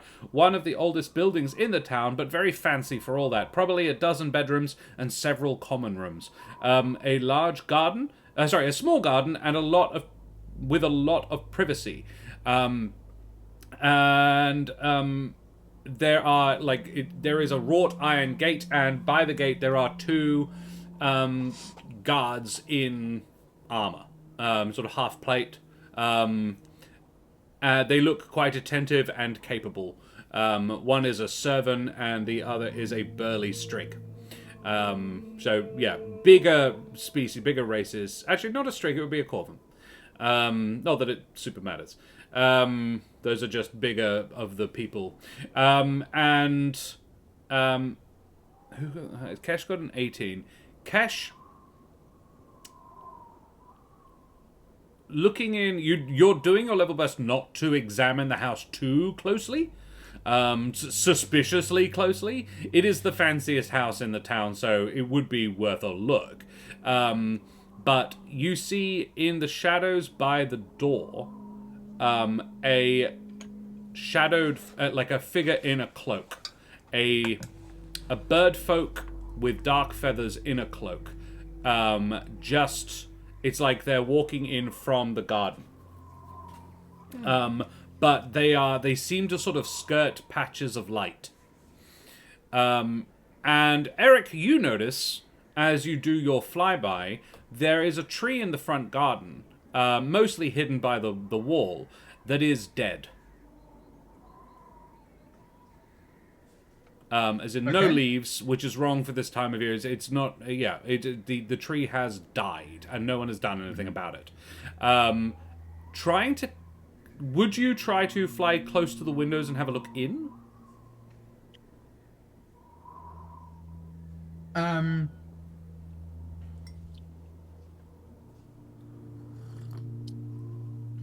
No, not yet. Okay. I can be theoretically I could be a better when we come back here. Yeah. This felt to me like the intent was more Scope it to out. get an overhead view of like how big the grounds are, if I can see much in terms of guards patrolling, outside This would be that kind of stuff. Not as wealthy as your family, but in the same ballpark. They own this town in a similar way to the Shadow Malts in Brackenmill. It's not all theirs, but a lot of it is, and a lot of the people here will listen to them just because. They probably employ maybe a third of the total workforce in their mine. Much in terms of guarding? Sorry? Much in terms of people guarding it? Yeah, there are the two that you can see at the front gate. There is a third doing laps of the courtyard, doing a once around on the inner wall. You would guess if you jumped over the wall at the right time, you'd have at least 30 seconds to get to and into the house. Hey, Do you need if I can, I would like to identify entrances as well. There are three. There is the front door, a side entrance, which you would guess would be a servant's entrance, and then there is also the one out onto... It's from a sitting room out onto a back patio that looks out over the small garden area. It's like an enclosed back garden. Mm-hmm. Chimneys, openable windows. Definitely a couple of chimneys, one at each end of the house. Openable windows. Without getting too close, you would guess most of the windows can be opened. Most windows tend to be openable. But you'd have to get pretty close to be able to tell if they were locked or not. Well, the ones made of leafy material aren't. No, these would be glass. What are the houses made of? Presumably not trees. No, largely stone, some wood. Like I say, there was a lot of trees up here before. So they're not all wooden, no, but it's a combination of stone, wood, and brick. But it's what they are plentiful not trees of. Because a lot of what we're used to are literally in trees. Oh, right. Yeah, these are houses. These are built houses, not hollowed out of bits of trees. But even unless it's the older heart, and even then, not really. Stuff is built in the trees and on the trees. It's not, you don't live within the bark of the tree unless it's the older heart, and even then that's frowned upon. The older houses would be grown into trees, and that is a sort of subset of, not tender, but tender adjacent skill set is the crafting of dwellings made out of or grown out of a tree, and encouraging a tree to grow in this way. And it's a gradual process, takes years to build a new, or to grow a new house rather than build one. It's more so dope. architenders. Yes, exactly. That is definitely what they are called. Nicely done, Mitch. Yeah. They do it with bridges in India, in some of the rainforests in the subcontinent. I've seen it in a documentary of it. It's generational, and they use vines and sort of Cool. vines and the roots of trees to make these massive bridges. And I'm just like, that's so freaking cool. And like the guy who was talking to the camera was like, yeah, my grandfather started this one. It's about ready to walk on now, and it's got like grass growing on it. And yeah, it can take the weight of a horse. Amazing. And like the idea of it being generational as well, like you start building a bridge that like your grandchildren are going to And then they showed how you would go about, like, it was like, we're starting a new one today. Here, you can come and have a look. And it starts with ropes, and they encourage the things over, and it's going like over a gorge as well. The bridge is like 20 meters long. It's an actual proper bridge. Yeah, very, very cool stuff. And I imagine it very like that. Architenders. Sorry, tiny tangent, but so yes, Mitch. Tangent. So did everyone hear the story about the two fuckwits who cut down like the 200-year-old tree near Hadrian's Wall in the UK? They've been sent to motherfucking jail for Hell yeah. 4 years. They should be sent for Nice. 200 years. And Yeah, my only issue- like, wow, they're sending them to jail for cutting down a tree, and I'm like, for cutting down a 200-year-old tree, Yeah. like an Yeah. irreplaceable historic tree, and then bragging about it afterwards. Yeah. So yeah, they can go to jail. Tree My, law. Yeah. my Tree issue law. isn't the 4 years is too much for cutting down a tree. It's just that a lot of people get away with an awful lot less for significantly more. That's I was like, Epstein only went to prison for 13 months, and so like, and he was allowed out 12 hours a day, 6 days a week to go to work, which I'm like, doesn't really feel like prison. Really, just not allowed to party on the weekends. That's all you've taken off him. He's been Anyway. grounded. Grounded him, yeah. Yeah. Yeah. And Tank Hunter, you're absolutely right. They are that's it. assholes and they deserve to burn. I adore tree law stories because people fuck with trees sometimes and then discover that you should not fuck with trees because often the punishment is related to the value of the tree. And obviously, you can't just replace a 200-year-old tree. That's not possible. So obviously, the value of the tree is massive. So yeah, you have to go to jail for a few years because you can't pay out like the hundreds of thousands of dollars that the tree is worth. So yeah, don't cut down trees, guys. Tony, I don't think Tank Hunter was calling the Croatians the assholes and they need to burn. I think he was talking about the people who cut down the tree. Tony was talking about the rainforest that there is in Europe, and apparently, I was like, I didn't know this, but yeah, apparently there's rainforest in Croatia. That's really cool. I was like, didn't know that. There you go. All right, anyway, back to the game. This is a hell of a tangent. Well done. Thank you, everybody. So, Eric, yeah, there are windows. You probably could open them. They are made of glass. The building is made of rock and wood. Most of the houses are rock and like stone and wood. The wall is made of stone and mortar. Yeah. Most of the houses are built the same way. This one has got plastering, though. It has been nicely fasciated up. There is some quite intricate detailing on the outside of the house. Okay, cool. I can't wait to not tell my friends about that. I'm painting a scene. You continue along. Anybody stopping to notice anything, or you just carry like that's what you see from a drive-by? Cash is happy to just walk past at a slow pace, take in the information we are able to get, and then hopefully Eric might have seen something else as well. Do we still have the paper and things to write with? He would have given you a couple of sheets of paper for a writing implement in case you need to communicate with anybody else. Reginald would have told you that a lot of people have taken to carrying around small notepads for communication purposes. Because no one's had time to develop a sign language. I would write a little note and show it to Kesh saying, I could probably go in and check if one of those birds is like Sobel in disguise. I'm a baby. Sorry, I didn't hear the middle of the sentence. I heard the I beginning could and the probably end. check if Sobel is there in disguise or something, because I'm a baby. And Kesh will be like, All right. I longingly look at the house with my big lollipop and I leave.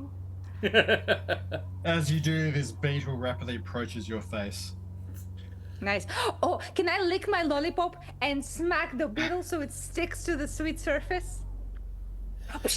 You could That try. was actually where I was intending to land anyway. Okay, yeah. I swing it around like a samurai. You net yourself an Eric. Nice. Okay, little fox. Put the lollipop down.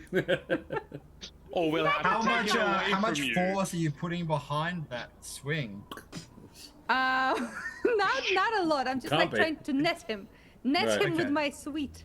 Because Also, you could have netted an actual full-size Derek if you put any amount of damage. that'd be great. We're right in the house. Yes, where Sophie's right outside. wife- Yep. Yeah. Cool. You catch yourself an Eric, and your lollipop, which is ruined now because, well, there's a bug on it. Speak for yourself, buddy. Alrighty, you continue on, I prepare guess. myself to get licked. Let's go to the mine. Though much of the area around the mine is obviously below ground, obviously much of the mine is below ground. That's kind of how they work. A few buildings have been constructed around the mouth of the main shaft. These are largely for storage and for the smelting of minerals. The area is basically deserted. The offices of the foreperson are a short distance down the shaft in a previously worked gallery. So you... I don't need to finish describing it because you haven't gotten in there yet. But yeah, you get to this place. It is quiet and pretty much deserted from what you can see anyway. I was saying it, Mitch, and I was like, yeah, and someone's gonna. Thank you, Mitch. Yes. See, Just wanted I an held excuse to myself say back. shaft. Yeah. I'm too mature for this now, guys. Yeah, you are. Daria is arguably the most mature. So mature. so there aren't miners milling around. No, most people here would be here for a reason, and they're probably doing the thing.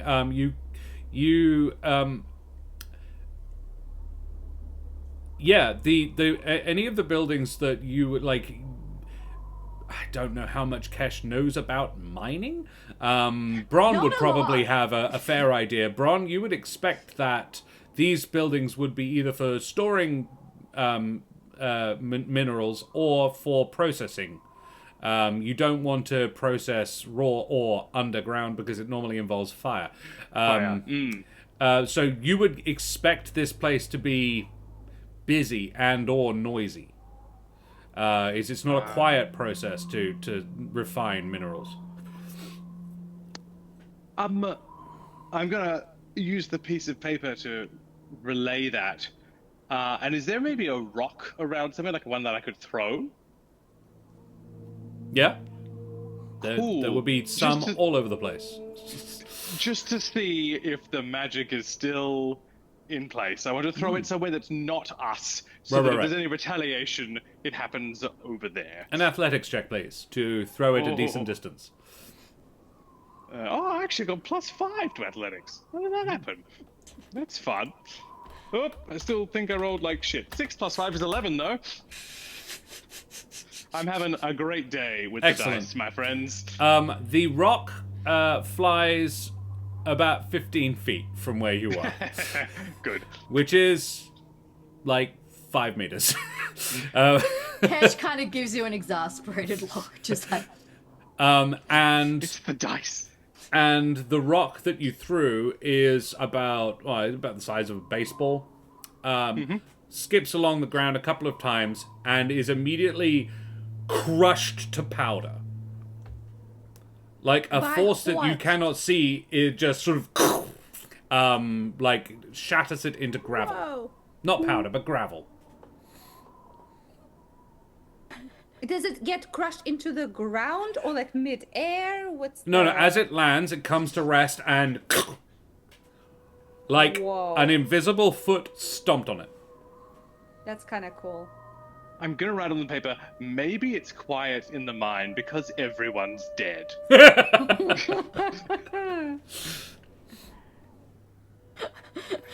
you're gonna get another withering look, just like, Okay, I'll grab a little bit of my fur. I pluck it out. I roll it in a little bowl, like a little lint bowl, right? Huh? And I want to throw it in the same direction that Braun did. So I want to check if it's the object or the sound it makes that Sure. created this. Okay. splash. Yeah. You make a lint ball out of your super fluffy tail fur, and it. yeet it at the same spot. Yes. It's actually moderately difficult to throw lint 15 feet. Yeah. So can I have an athletics check, I think? Okay. Fingers crossed I don't make the worst I wet throw. it. Pa, pa, pa, pa, pa. I wet it a little bit. Okay. My athletics is middling. Let's see. Do I have anything to add to this? I do. +1. So that's a 16. Okay. Yeah. You with a nimble deftness, you yeet a ball of your own fur at the place that a rock just got destroyed, and it lands, bounces, comes to rest. Nothing happens. So it is the sound. While they're doing that, Cash and Eric, you can make perception checks. Hey, we're experimenting. That's No, science. I'm not man. disagreeing. 27. 27? Cash. Jesus Christ. Jesus. Damn. That's Cash. nice. And less than that. Cash, there is a flash of movement from the mouth of the mine. That you spot. You see a person, basically, because the crushing of the rock was not silent. It was a fairly sort of, there was a crack, like the sound of rock breaking. Yeah. And yeah, someone has come to check it out. cool. They are a Mapatch, I think. I will wave at them. They sort of look at you confused, like, who the hell are you? And then come on over. Corin, yes. A soot-smeared Mapatch comes on over. Their fur is, mostly black, to be honest, but you feel like it's probably grey and black. You just can't really tell. They look like they haven't, they smell like they haven't bathed in a couple of days. They're wearing leather smock, and they've got quite calloused paws. And there is a pencil tucked in behind one of their ears. And they, like, tilt their head at, like trying to, like, gesture to you. Who are you? Sort of, yeah. I'm gonna write on the pad, Curran, ? They nod. And, yeah. I'm going to scribble,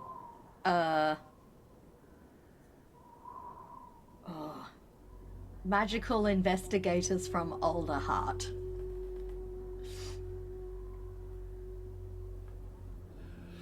There is a show him. look of relief, like, oh, thank God, across their face, and they gesture you to follow them. And they lead you down into the mine. We go into the shaft. Yeah. Down the shaft we go. You follow Corin down their shaft.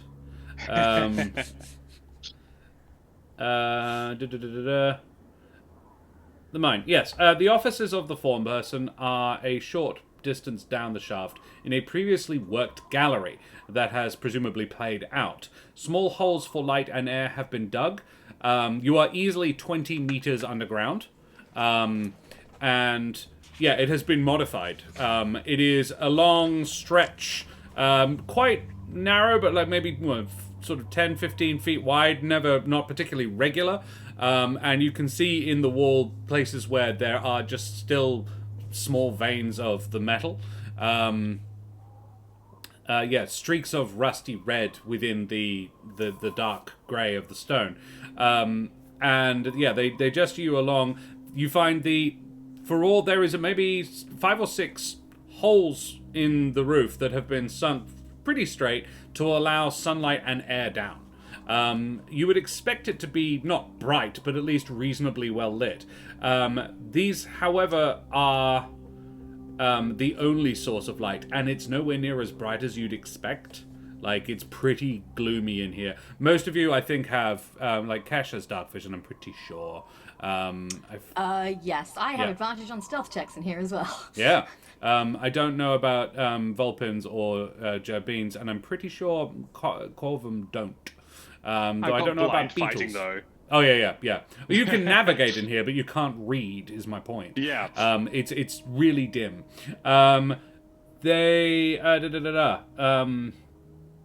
You're easily 20 meters down, and what light reaches you is weak and wane. Corin's desk is messy, and there are shelves scattered around at the far end of this gallery. It would seem this is a new setup. There is a small box of unused I would say only Kesh notices this. This is that carryover 27. A small box of candles at the end of their desk sits unused. None appear to have even been lit. And Corin whispers to you, "Hello, I'm Corin. Nice to meet you. It's pretty safe down here." Oh, so if are you guys still mining? Yeah. You go down deep enough, the sound doesn't matter anymore. Oh, so if you go into the mine, whatever it is can't hear you? Yes.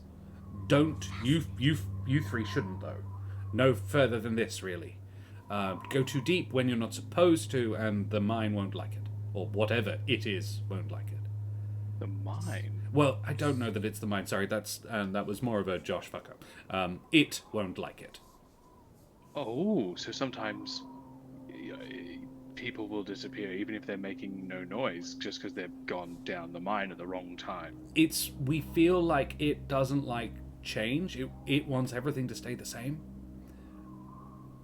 Mine is autistic. I was just about to say that in chat.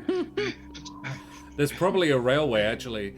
Yeah, the mine is an autistic mimic that is gigantic and hates change. Oh my god, that's so much better than what I've written. In my DD world, Everything's I a have, mimic. Josh, in my DD world, I have a full-ass mountain that is just a mimic that eats anything that goes up and like, nom, nom, nom. Amazing. That's funny. I mean, because in my world, I just have a mime that is autistic. Strong. An autistic mountain. Yeah, my mountain is autistic, but it's not a mimic.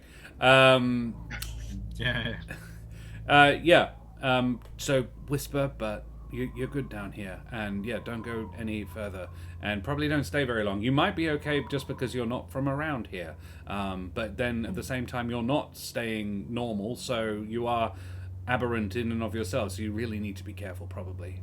I don't know how this works. Could you kind of give us the cliff notes on like when this started and like kind of what's happened at various stages? Okay. We've already talked to Reginald Longfeather in town. Well, I say talked, there's a lot of writing and pointing. Yeah. Not a bad, good idea. Good person to talk to. And he said, as the foreman of the mine, you would be a good one to also kind of explain what's been happening. Right. I mean, Reg knows about as much as I do. I would imagine. He's the local magic specialist. We don't really have an awful lot of highly trained. Often it's the smallest details that blow an investigation wide open, so you might have just noticed something that he didn't. Okay, well, I know that no damage has been done to the mine, even though there have been quakes. You would expect the complete opposite. But I came down and noticed that there wasn't any damage at all. The quakes only happen in the top 10 feet of soil. There's a couple of basements that you just don't feel it in. So there's that. The miners don't disappear, haven't been disappearing. Probably because, I don't think any have. Mainly because we spend an awful lot of time underground. I think it seems like whatever it is either can't or doesn't want to affect us. But it won't, because a couple of, no miners have disappeared, but the Harnock family were trying to take shelter down here, and they all disappeared, except Gareth, who is a miner. He brought them in to keep them safe after Kerry died, and it didn't work. He brought his 2 kids down, and they both vanished. Oh, that's so awful. His wife threw herself off one of the terraces. Ooh. She kind of gone some people think they've heard it. They've been hearing voices, like a whisper on the wind. It mutters some very upsetting things sometimes. I haven't heard it, I'll be honest. Take care, Mitch. But yeah, Carrie threw herself off one of the terraces, and I think what Gareth said she said was that it would catch her. Oh. It didn't. Poor guy. He's literally buried himself in his work. Yeah. I don't know if anyone is actually paying attention to Little Bug Eric, but He hasn't been he will introduced. start tapping his ear. Or what the closest that Yeah. Bedouins have to ears. Yeah. And if Kesh notices, she'll go, listen? Yeah. Have any of the people here... Sorry if I don't do the whispering voice, Yeah. but Kesh is whispering. We need to be able to obviously. hear it. Everyone is whispering, I'm assuming. Yeah. Have any of the people here encountered... it's kind of a drug. It looks like a little seashell. They call it listen in Alderheart, and you listen to it. And you kind of have... A drug you listen to. It's hard to explain. Nothing I haven't seen any. I spend a lot of time up here. I don't know what the kids are into nowadays. Would Bron know if it was made, if the ingredients of listen, if any of them included anything that might, I don't know, be mined here or something? It's really just seashells that have had It's an just enchantment. seashells. It's like shells that have been gathered off a beach almost, but have been sort of marinated in magic. Okay, so nothing that links it to here. Can I try something weird and wacky and silly? Love that. Can I cast Sending to the Mine? That is weird and wacky and silly. So you're wanting to send to the mine itself. Yes, so if they believe that this is a sentient creature, I can check it by seeing if I can connect to it with the sending. If the mine is letting them or not letting them do something, it would be a sentient creature, I assume. I don't know. Okay. You can try. I'll try. Fuck it, I'll try. Can you send to a mimic? But Yes, if it's an can the autistic mimic they will respond? probably not communicate back to me. No, it's perfect. They've got exactly 25 words. They know. They'd be really good at it. Yeah. Interesting. Cool. Yeah. What do you send to the mine? Okay, I didn't think I'd go that far. Yeah. I'll do this. Hello, mine, or whatever you are, if you are alive and angry, tell me why, for we wish to help. A mine is a terrible thing to waste. Very good, Tank Hunter. Man, the mining company should get on that. That's a great slogan. Can you make an Arcana check? No, I think it's a persuasion check. Oh, love that. Okay, I'm gonna probably use my inspiration. Yep. Because I wanted to succeed. Yep. Hiya. Tree Natural poke 20. Don't need shit, actually. Tree So poke that's- powers that's- activate. Triple power persuasion, so 31. I think that is what it is as well. This is tree poke power activates. Let's fucking go. Because this magic comes from the tree poke, comes from the tree.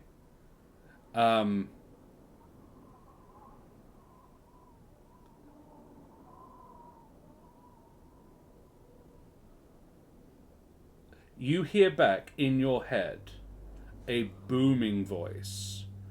The ground beneath you rumbles, but not in the way that you would like on the street. This is just sort of the mine itself quakes. And in your mind you hear, "Be gone, thing of the tree. We will deal with you in time. Leave now while we allow it." Holy shit. The voice is make me an insight. Insight. Got it. I think yeah. Okay, it's not as good. It's 15. 15. The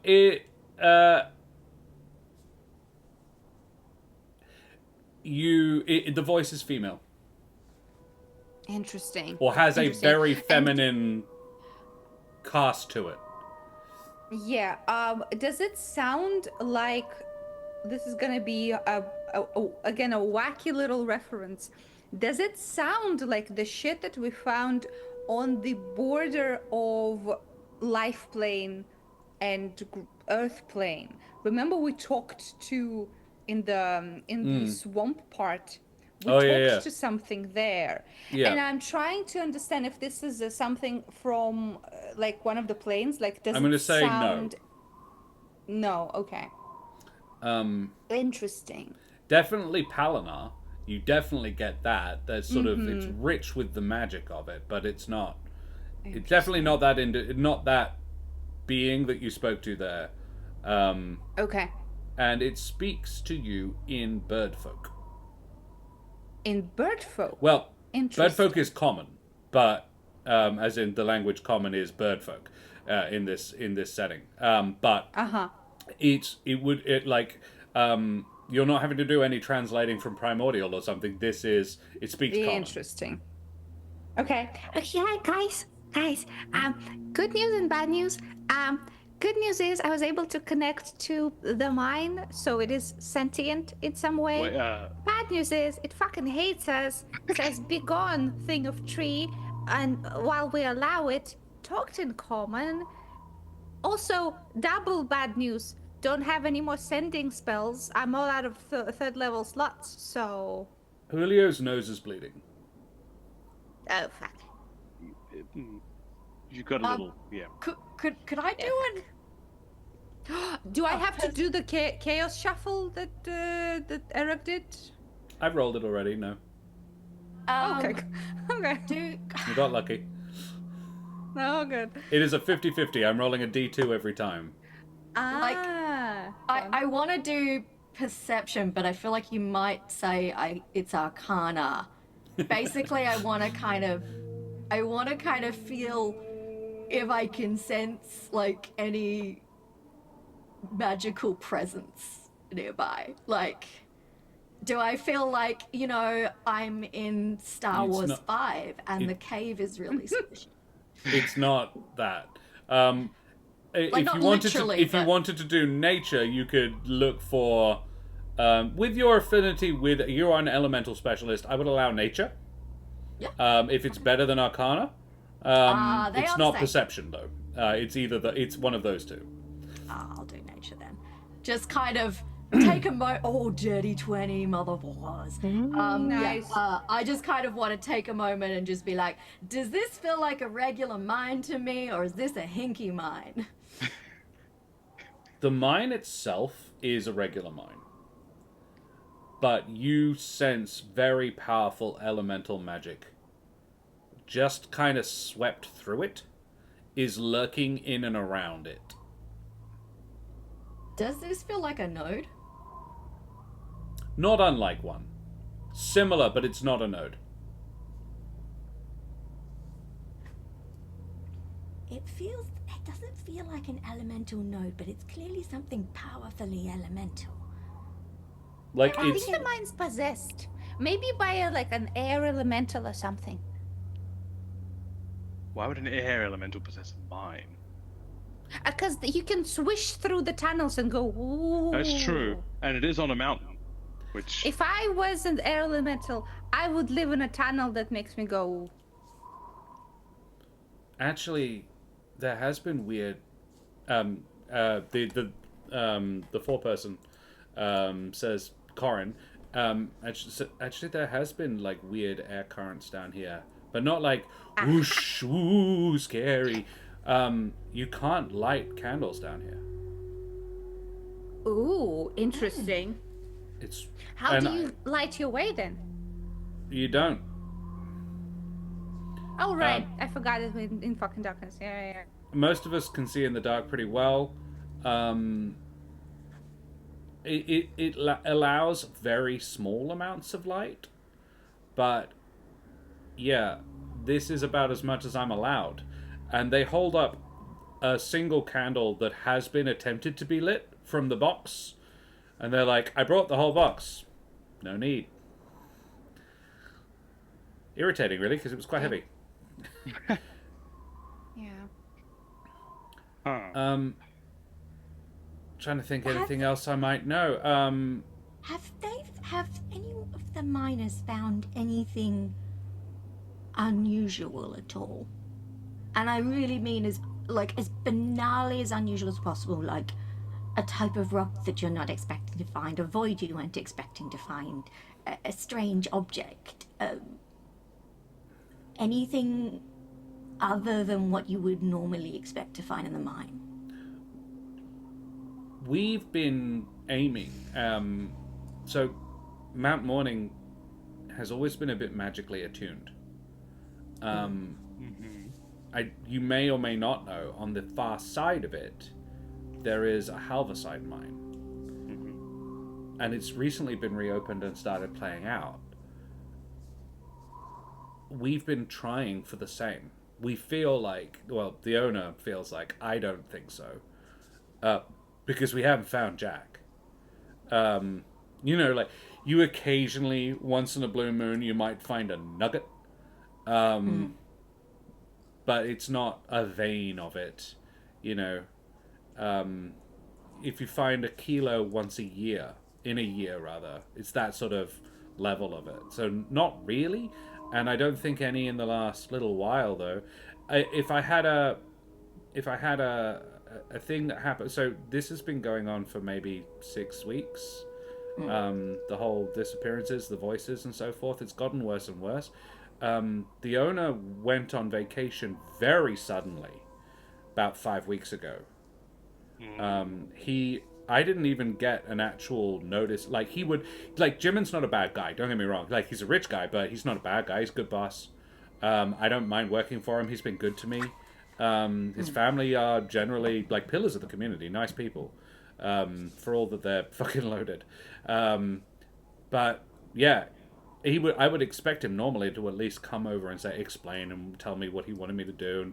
And he is quite involved as well, so he'll I run by him what I'm planning on having. That if I'm opening a new shaft or whatever, that goes by him. He knows his trade, so we normally have a pretty good working relationship. And he was just gone one morning. He and his family left. Does he like did people see him leave, or could he have disappeared? No, he was seen live. The whole family. Okay. You don't. Those two don't. That lot don't travel light. Them and three servants and a bunch of pack animals. They were going somewhere. So who's there now? I think he has some guests. I haven't been particularly interested to look. He did. Yeah. He was seen leaving. I did not see him leaving. Otherwise, I'd have spoken to him. But yeah, I have.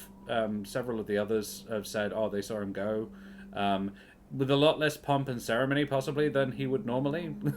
Like normally, they would take more people, but yeah, three servants / guards, and that was it.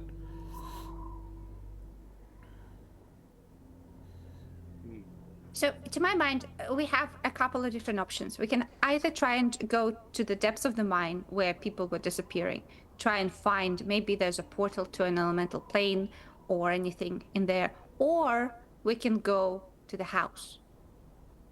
So. And the house hasn't yet told us that it wants us to leave, so. That is true. That is true.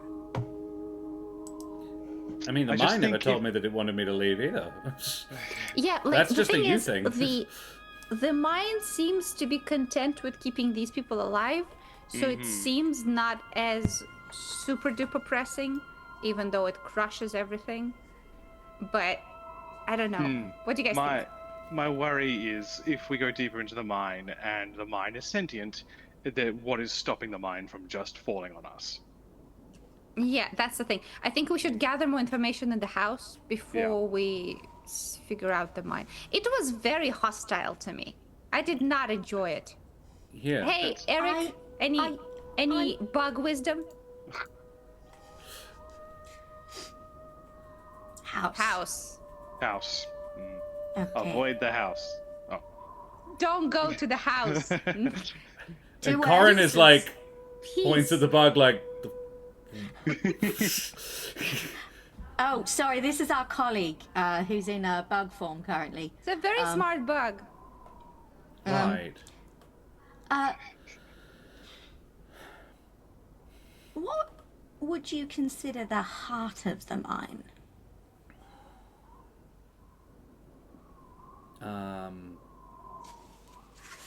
The deepest bit, or like either... if you were, you know how when you like go to a garden, there seems to be like usually there's like a natural center to it, a place where you can go and stand and you feel like you you're head in the down middle of everything. Head down the main shaft another sort of 100 feet or so. You get to a main branching point. It's where several veins intersected, and that's we've sort of hollowed out the whole thing, so it's a sort of rest stop area. There's a couple of beds there and stuff. A lot of the guys actually don't leave, so they sort of sleep in shifts. I think they've probably added more. Yeah, that would be, I would call that the center, the middle part. Everything else sort of kind of branches off from there. Imagine a tree, but upside down. That's kind of what you're thinking about. And the people who went into the mine and disappeared, how far did they get? Those kids were in that central place. And then they disappeared. They were, I don't think they were even unattended. They just, 1 second they were there, someone looked away. Like, I don't think they were being particularly minded. They can't go anywhere. It's a mine, and they couldn't see very well. They were scared shitless. And they just weren't there then. Yeah, that sounds like a portal thing. That sounds like they just stepped into an area that is no longer ours. So they don't like disappear in like a cloud of dust or vapor or... I've never witnessed it myself, or not witnessed it, but you know, like I've never been present when it happened, to my knowledge. So I couldn't say for certain. You could ask Horace. I think he was there when it happened. He's one of the miners. Your bug friend seems to want something. We should walk. We should go. Walking drop? Maybe they fell? Yeah, maybe underground. They dropped into something. Well, there was no hole in the ground, they said. Well, there's plenty of holes in the ground, but not in that area. Yeah. So and it's where's almost like they... Safe, no, but it's safe-ish safe adjacent. That's why we have it there. So you said Horace, right? Where's he? That was their dad? No. That was okay. Gareth. Gareth Harnock. He's here too, but he wasn't here at the time. Kind of don't want to ask him about that as well. That seems No. But yeah, Horace was one of the... Gareth is pretty pissed off with Horace, actually. He wasn't like tasked, hey, look after my kids, but it was like he happened to be there and they weren't there anymore. I think he was having lunch. And so yeah, Horace was the one who told me, hey, the kids are missing. And I got to tell Gareth. Ah. So, But I can take you to meet Horace. I really don't want to, if it's okay. Can I bring Horace to meet you here? Going down is, I really think, is a bit dodgy for you. Yeah, I think we should. Yeah. How far would we have to go just to be able to see this Couple rest 100 feet. station? And how far away would we be from it? About 100 feet. It's not a straight line shaft, I'm afraid. We can go to the house. We can come back. If Horace is ready, then we can go have a look at the whole thing. Then talk to Horace and maybe push deeper afterwards. Mm-hmm. Just in case there's something in the house that gives us more context. I mean, I suspect there's some sort of elemental here. It They're just probably not makes going sense. anywhere. That's what I sensed. And Yeah, before we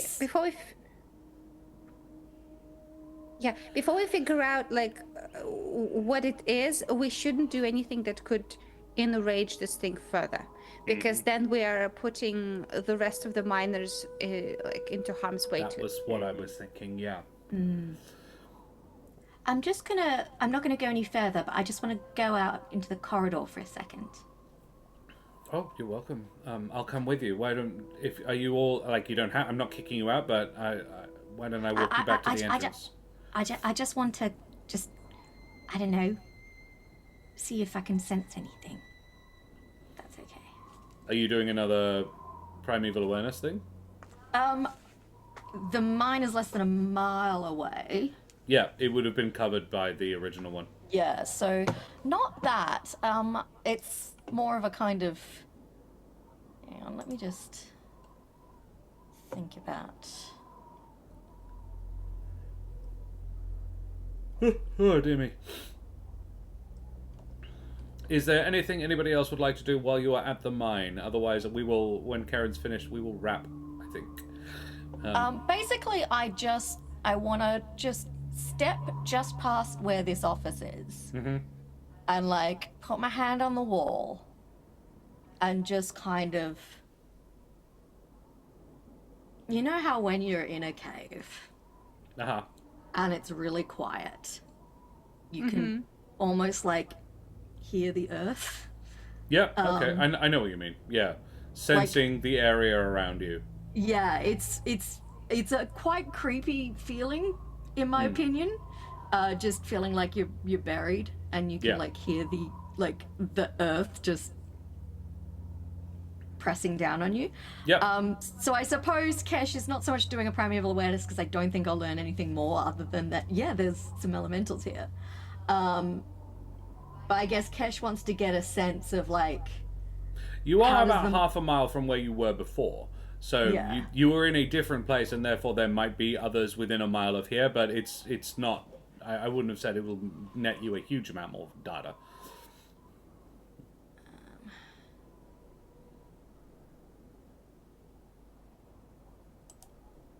Yeah, I do have to burn another spell slot to do it. Is the only trick. Yeah. I'm just gonna vibe. I'm just gonna stand here. I'm gonna put my hand on the stone, and I'm gonna use my experience of encountering elementals and nodes and passages to different planes. Yep. And just see if anything that's kind of happening around me feels off. Yep. Okay. Because like Kester's not a miner, but she's been in caves a whole bunch, so. Sure. She knows what it feels like to be underground. I'm trying to decide what this would be. I think survival. Yeah. That feels very right, actually. It's Yeah. Boom bam, baby. That is 26. 26. Damn. The air currents in here are very still. You wouldn't like, and mines are designed to a degree to actually have decent airflow, or like as best as possible. Otherwise, people in them suffocate. So they are sort of not. It's hard to build it for that, but yeah, the air is not stale, but very still. You'd also expect it to agree, maybe not at this altitude. I actually, my familiarity of mines is not great my own self, but I would expect damp, like a little bit, and it's dry. Not oppressively, not arid, just there isn't any dampness in the air. There's no real moisture in the air. It's quite dry air. The stone is, for this altitude, quite warm. Not sun-warmed, but not the cold of an underground space. Like, you could sit comfortably on it for 10 minutes without, like, oh, it's getting too cold for me. Not indefinitely, but, yeah. I would like to try something. I imagine I was probably on... Assuming I managed to free myself from the giant baby's lollipop, I would have been back on I'll allow Cash's it. shoulder. Great, thank you for your generosity there. I would like to fly further down the shaft, as far as I can get, without there being a massive turn, so that Cash can, in theory, continue to observe me. Yep, And when I get as far as I can, about I 60 want feet. to quietly land. You do.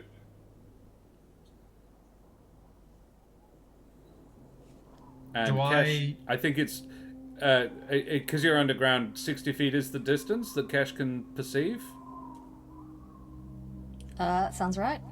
Dark vision, or is it? I think it's 30 feet bright, Yeah, 60 30 feet feet. dim. Yes. Yeah, 60 feet is how Yeah. far I can see. So yeah, it's hard to make out a beetle at 60 feet, but yes, you just about. It's a paisley beetle with lipstick on it. Does that help? It's got the lipstick, the paisley, just the eyes, and yeah, I fly backwards and maintain eye contact. you see Eric land, and I imagine your heart stops very briefly, but nothing happens to him. I don't know what the dark vision is on beetles. I imagine it is negligible. Yeah. So assuming I cannot see anything that Kesh could not already, I am You can see going around to, the next I actually corner, but highly it's just agree with tunnel. not fucking with this mine right now. Yeah. So I'm going to, apart from what I literally just did, so I'm going to return. Yep.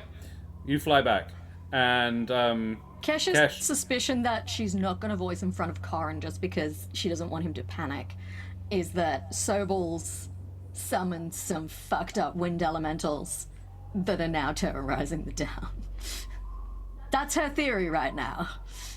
The prick. So yeah, cool. That's you without anything for. That's about all the data you can gain from touching the rock, and from flying down the tunnel. After that, Bron and Julio join Cash and Eric, and the four of you are escorted out of the mine by Corin. Sorry. One last thing, and it's probably more relevant outside of the mine than it is in it. But what kind of insect life is there here? Ooh. Up on the top of the mountain, or just generally? Generally, is there an unusual amount, like unusually less or unusually more? I feel like I would have a good perspective on this. Yeah, actually, you've more than once witnessed giant dragonflies, and been obliged to hide in Cash's floof, because you know them to be effectively the equivalent of like hawks, Their job is to They were guard. domesticated. You said that before. Yeah. So, in terms of animal life, lots actually. This is a farming community. It's unusually high up for one, but it is one. And hey, Shanna. So there would be quite a lot of bugs. Quite a lot of. Great. I guess what I was trying to get at was the wildlife, the animals seem to not be disturbed by everything that is happening. The only ones that would be are anything that took the place of like squirrels and stuff like that, like things whose life cycles are inherently linked to trees, cicadas and that sort of thing, wood lice. But no, there are plenty, if not more than you would expect at this elevation normally. Great. Okay. Cool. Alrighty. But that matches my previous experiences of Yeah. this place. Yeah. Except for the missing trees. Yeah. Cool. Then I think we will call it for the evening there, ladies and gents. I hope you've had an interesting session. Interesting. And we will go to our favorite moments, everybody. So we need a D5 in chat, please. Shanna, if you wouldn't mind. I know you've only just joined us. I'm sorry. That's we're just wrapping up there. Thank you very much, Tony. It's been that was a fun one. I'm glad we got to where we got. A 1. What the fuck? Yeah, fucking get you. Well, honestly, that's good because I immediately want to say, what an interesting setup. I'm very, very curious what this is. I like the idea of the, like this unseen, it's very SCP. Like a whole mine that is like is sentient, has mind of its own. It's probably like not the mind, but like it's really cool how The mine that's is what the back miners- rooms. Yeah, it's very much backrooms. And also I like that the like casting magic makes for chaos magic waves. I'm gonna probably steal that because it's such a good way to like for at least one session to limit especially on high levels for the players what kind of magic they do. So their usual things that they like lean on are taken away or made more dangerous. I really like that. I will yoink that and spoink it because I think that's a very good idea. That's fun. It's like, I'm not saying you can't do magic, I'm just saying some other shit might happen. if Eric's you do. copped it Yeah, 3 yeah. times. Julio's managed to dodge it so far. Yeah. Yeah, I'm gonna add to that as well. Just the entire atmosphere. Like there was never any really need to be like, "Ooh, the town is spooky," because it was just in all of the little things everywhere was just ratcheting up the tension the whole time. It was very cool. Yeah, Thank you. it really felt like fucking X-Files episode because like we don't know what's happening, but we see the evidence of the shit happening. It's really Yeah. And it's reflected in the way that we as a group are speaking and how frequently we are speaking. Like it helps that big fucking Mr. Blabbermouth over here cannot speak. But you know, there were, whether it's entertaining viewing, I don't know, but there were a number of times where there were just dead silences where I was like, did someone's mic get muted? No, that's just the tension that is here. So that is credit to you, Josh. The irony of us already going into this with, you know, Eric having communication problems, and then Yeah. we all have communication problems. Well, like I said, this is actually kind of perfect. Like last week when it happened to Eric, I was like, this is kind of perfect, actually. This really works. Like, it's super atmospheric for the same reason that the movie A Quiet Place is atmospheric. Like, it's kind of like this silence is very, very suspicious. Yeah. It's like silence doesn't always mean that everything's fine. And by I the like way, it. not that it has been confirmed one way or the other, but the message, the theory that I had that I sent to Josh in DMs, I feel now is very wrong. I had assumed that everyone had been possessed or replaced by an elemental, and that's why everything was very performative and routine. But I no longer believe that's the case. I quite like that you brought up listen in a place where everything's quiet. Quiet. Yeah. Yeah.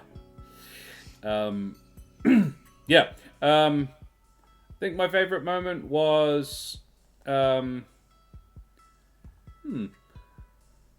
My response to the sending. That was... I was like, no, how do I deal with this? Oh, no, wait, I got it. Yeah, that was fun. Working out what Julio hears there. That was interesting. Yeah. I cannot wait to fight geology next. The concept of geology is gonna get its ass handed to it. Where's Alrighty. the oil? Where are the Just walk, Give me the oil. just walk into the mine, crack a ranked fart, and be like, "Take that!" Yeah. Jokes on us though. That's sound. Unless you make a silent rank fart, we're gone. We're dead from fart. The opposite, the natural predator of mine is windmill. So we set up a windmill and then we fart into it, and we send the fart into the mine from a distance. Yeah. Should be We get a giant fan and a lot of beans. Get going, guys. I'm just imagining like this poor like village person who's been so good at keeping quiet. But you know, they had some dodgy takeaway, the tummies are rumbling, and they're just like trying to squeeze it out really quietly but fail, and they just let out this beautiful toot, and then they vanish. With an ominous and then a rumble. voice on the wind tells them to jump off a cliff. You deserve to I don't die need for to that catch part. you. Your farts will propel you. Alrighty, well that's me thoroughly flattered, unless anybody else had anything to say. And I have rolled a 1 in chat, which is Daria. And I'm gonna jump off what I just said about me, and I'm gonna say having the idea to message the mine. And I was like, normally, no, but in this particular situation, yes, actually. It's really cool. It's really cool that you allowed it, and the message back was so spooky. I liked it. I think it was fun. But no, just to really, I was just like, I love, and I'm going to specify why I loved it. I love Daria's like, I think this is dumb and it probably won't work, and I'm prepared to try it anyway. Yeah. With my last level 3 spell, let's fucking Yeah. get it. It is not unusual or out of character by any means, but Julio's real concern and passion for the well-being of the miners and for the villagers came out a couple of times. And so that was really nice. Nice. I really enjoyed the whole disguise setup. I think that was a cool idea, and it allowed us to, like, particularly as tourists as well, that's just perfect, because of course tourists are going to go watch everything and see everything. Yeah. And yeah, it was great fun. I thought that was great. Like expanding on that, particularly like we're gonna have t-shirts that, and I did write it down because it made me laugh. My grandma went to Alderheart and all I got was his lousy t-shirt. That was Josh. That was me, yeah. Oh, I do apologize. You Well, suggested Yep. New York, and then I was like, actually, how about make it all art? Yeah. It was a group Yeah. effort. I also wrote down another quote, which was Julio's wonderful summation of the sending, which was, unfortunately, it fucking hates us. Yep. Yeah, I Like, had good fun. news, we can talk to it. Bad news, it fucking It doesn't like us. Yeah.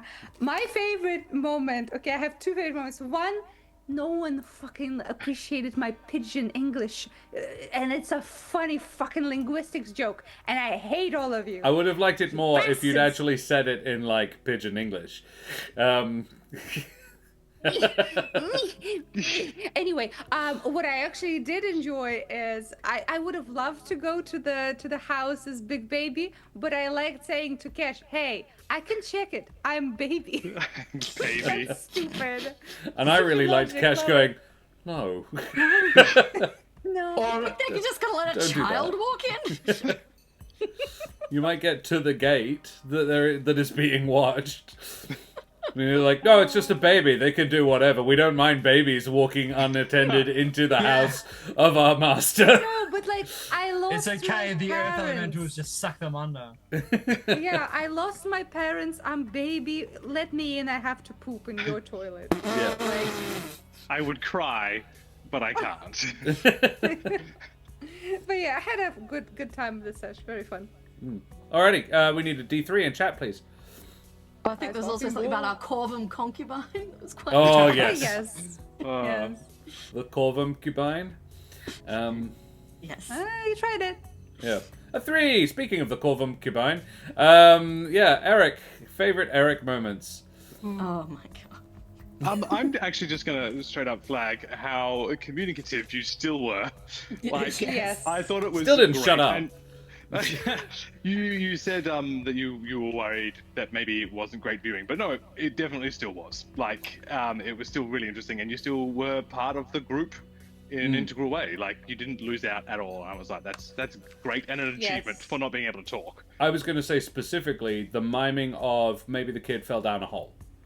And it's a sort of a duel with Daria, because Daria figured it out. I have no fucking clue what you were doing, but Daria did, and that's the important part. What I was trying to get at was maybe the Earth sucked it under and then replaced it. Yeah. But You should have Same. mimed sucking. That's the thing. You didn't mime sucking. Yeah, thank you. And the house and everything. Yeah, you were very good at that. And then, directing how Reginald. did a beetle manage to mime those things? It was a cartoon beetle. I particularly enjoyed the as well, tapping your ear and listen. Yeah. All of I these like the very bit where good the Beatles shorthand. leaning nonchalantly on You Kesh's neck. stole mine. Just Yeah, chilling. yes. Nothing to Yes. see here. That Just a was beetle. legitimately my favorite moment. The sassy little beetle, sexy ass beetle. It's stupid. I love it. I also wrote down Brendan's pickup line. Would you like to be the lady that I fuck? Yeah, very strong. Very And the charismatic. panties hit the floor. And then for what? Honestly, I flagged to everyone before we started the stream that I am quite low energy tonight, so I actually really appreciated Eric not being able to talk much, and still doing my best to stay engaged and engaging. It's kind of a DM thing as well, but I enjoyed old mate saying, "Oh yeah, I should probably message the guy who I know and who I know is like an accomplished and smart spellcaster." Yeah. And so having a little bit of a dialogue with him was fun, and then kind of handballing it back to say, "Well, actually." I appreciate this, but there's probably little point in you communicating new information to me because I can't pass it on. I also did. This is a little one of favorite me. Just a small nudge of did no one take message? I didn't say it, but getting to use Reginald as I can do message. Why can't any of you do message? We had different priorities. Well, the thing is, I People have message the messaged. elemental plane of air to death. Hey. Yeah, I think I also can have it, but I just didn't I remember it had today. message at some point because the memes was too strong, but then it was very little of it was of use so little because it's not sending. You have to message someone Yeah. you can see fucking in front of you. So I'm like, Yeah. who the fuck? Why and who would you use this? And well, we found out. So Message is one of the 3 or 4 that I always take. Like if I can, I take message and mending. Anything but any of the M ones actually. Mold Earth is also good. Minor Illusion is also good.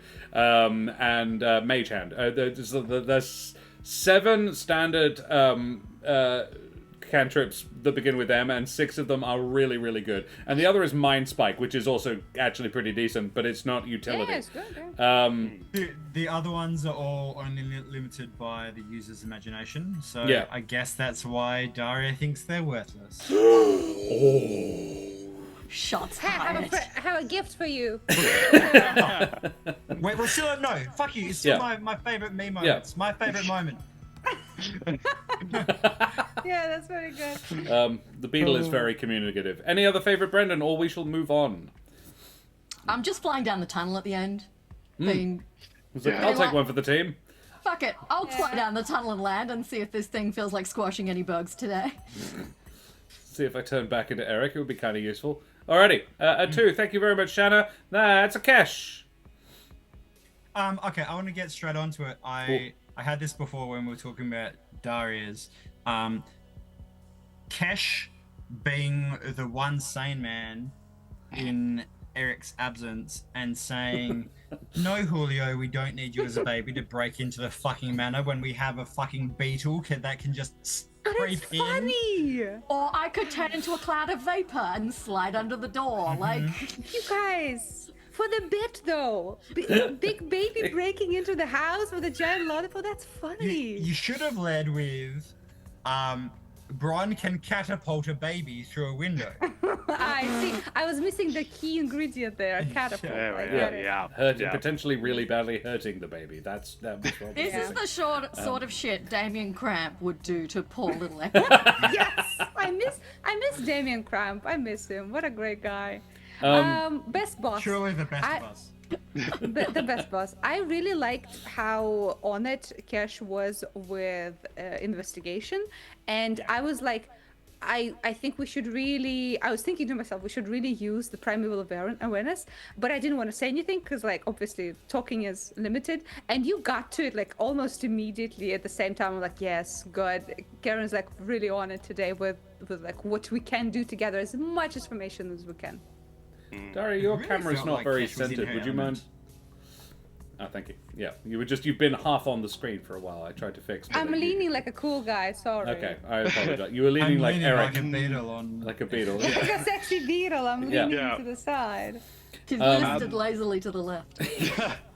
I don't know if you cut the last bit, but it really felt like Kesh was in her element as lead investigator. Yep. Yeah. Yep. Thanks, guys. Yeah. That's up. I had two things. One of them is just a fun little character building thing about Kesh maybe learning to write later in life. I'm like, that's so cool. That's such a lovely little like piece of information. But the most fun part, I think, was definitely the two withering looks that Bron got for saying maybe everyone's dead. I was like, yeah. It's just perfect character interactions, exactly what he would write, and that's exactly the response that he would get and deserves, and I loved it. I'm going to say that bit at the end, knocking on the sky and listening to the sound, or knocking on the mine and listening to the sound. That sort of, what can I get from just attuning myself to being underground? And yeah, that was a really like a good way of trying to get new information without burning any more resources. That was really good thinking, really smart playing. Favorite self? I'm skimming my notes.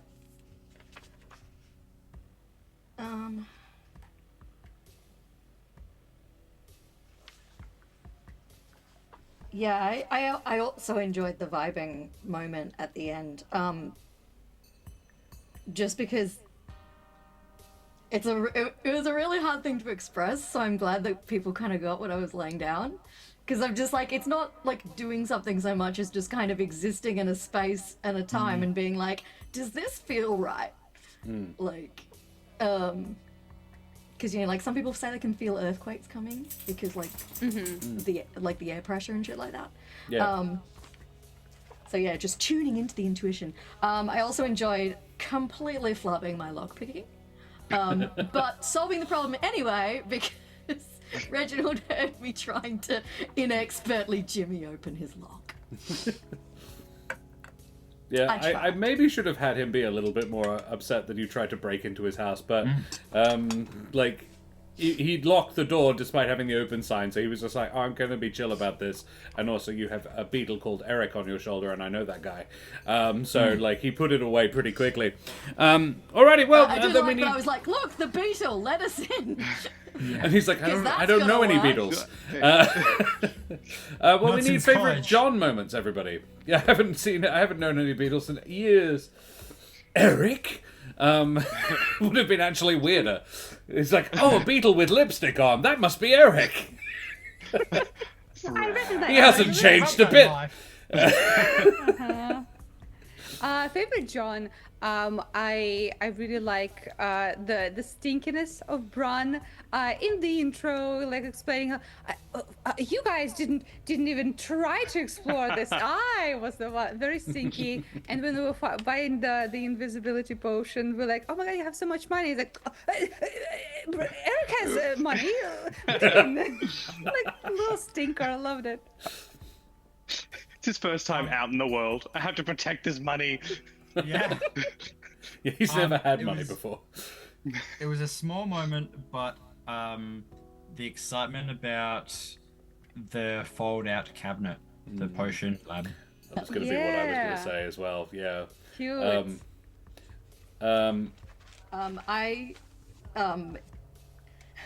I have two, so I'll do one, and then if no one else says the other one, we'll come back to it. But when Julio's writing about his kinks on the blackboard, and Bron just reaches over, crosses out kink, and writes to Slice next. Julio, like, no, king. Slash. It's like, no, don't be rude on the Don't blackboard. apologise for It's me. like, no, I meant what I said.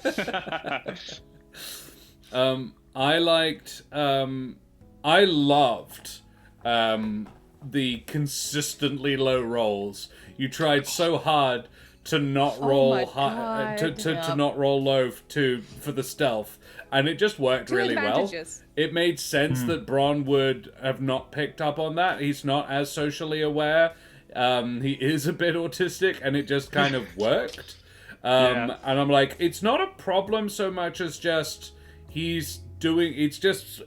I loved it because it dictated the way he was acting in a very believable and characterful way. And you then decided to, and this would be my second one, so I don't want to steal somebody else's. But yeah, I would have said it felt very much like the next thing I'm going to say came directly from that. Does anybody have any other ones? Us getting to the mine and Bron being like, this place should be like busy. There should be like people around and stuff. I'm gonna throw a rock and see what happens. That was what I was going to say. It was like totally, I'm going to make an experiment. And it was an interesting experiment, to be fair. Kesh didn't approve of it, but it was interesting. Yep. Yeah, I think that was my favorite moment as well. And because, like, yes, an experiment, but also kind of opened the way as well for any future. Like, what if we can make a sound somewhere else on purpose? Yeah. Yeah. Yep.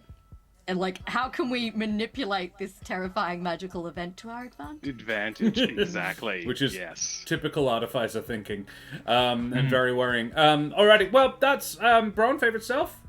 That was it. Okay, cool. In which case, we need to go away from here now, guys. We've been streaming for a gosh darn while, so we will drop a raid over on the wonderful Mike Moans. Tell Mike where you came from. Show him the love like we always do. Karen and I won't be back on Monday night because we'll be down south, but Karen will probably stream Tuesday, probably. Yes. Unless anything comes up. Unless something comes up. Yeah. Blame Ro that I missed Tuesday night because she Yeah, it's Ro's invited fault, us over and for it was dinner. lovely. So rude. It was great. We had a lovely time.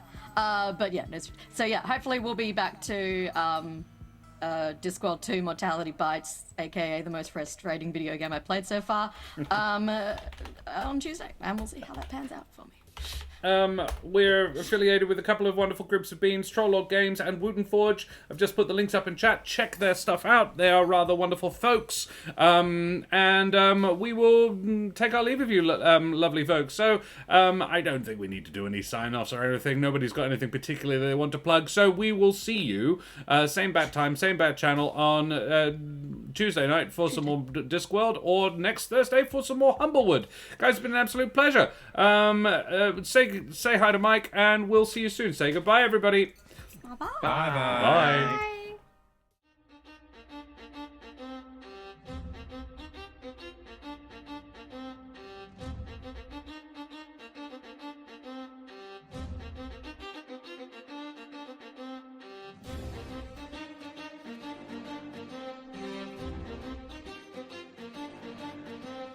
Whee!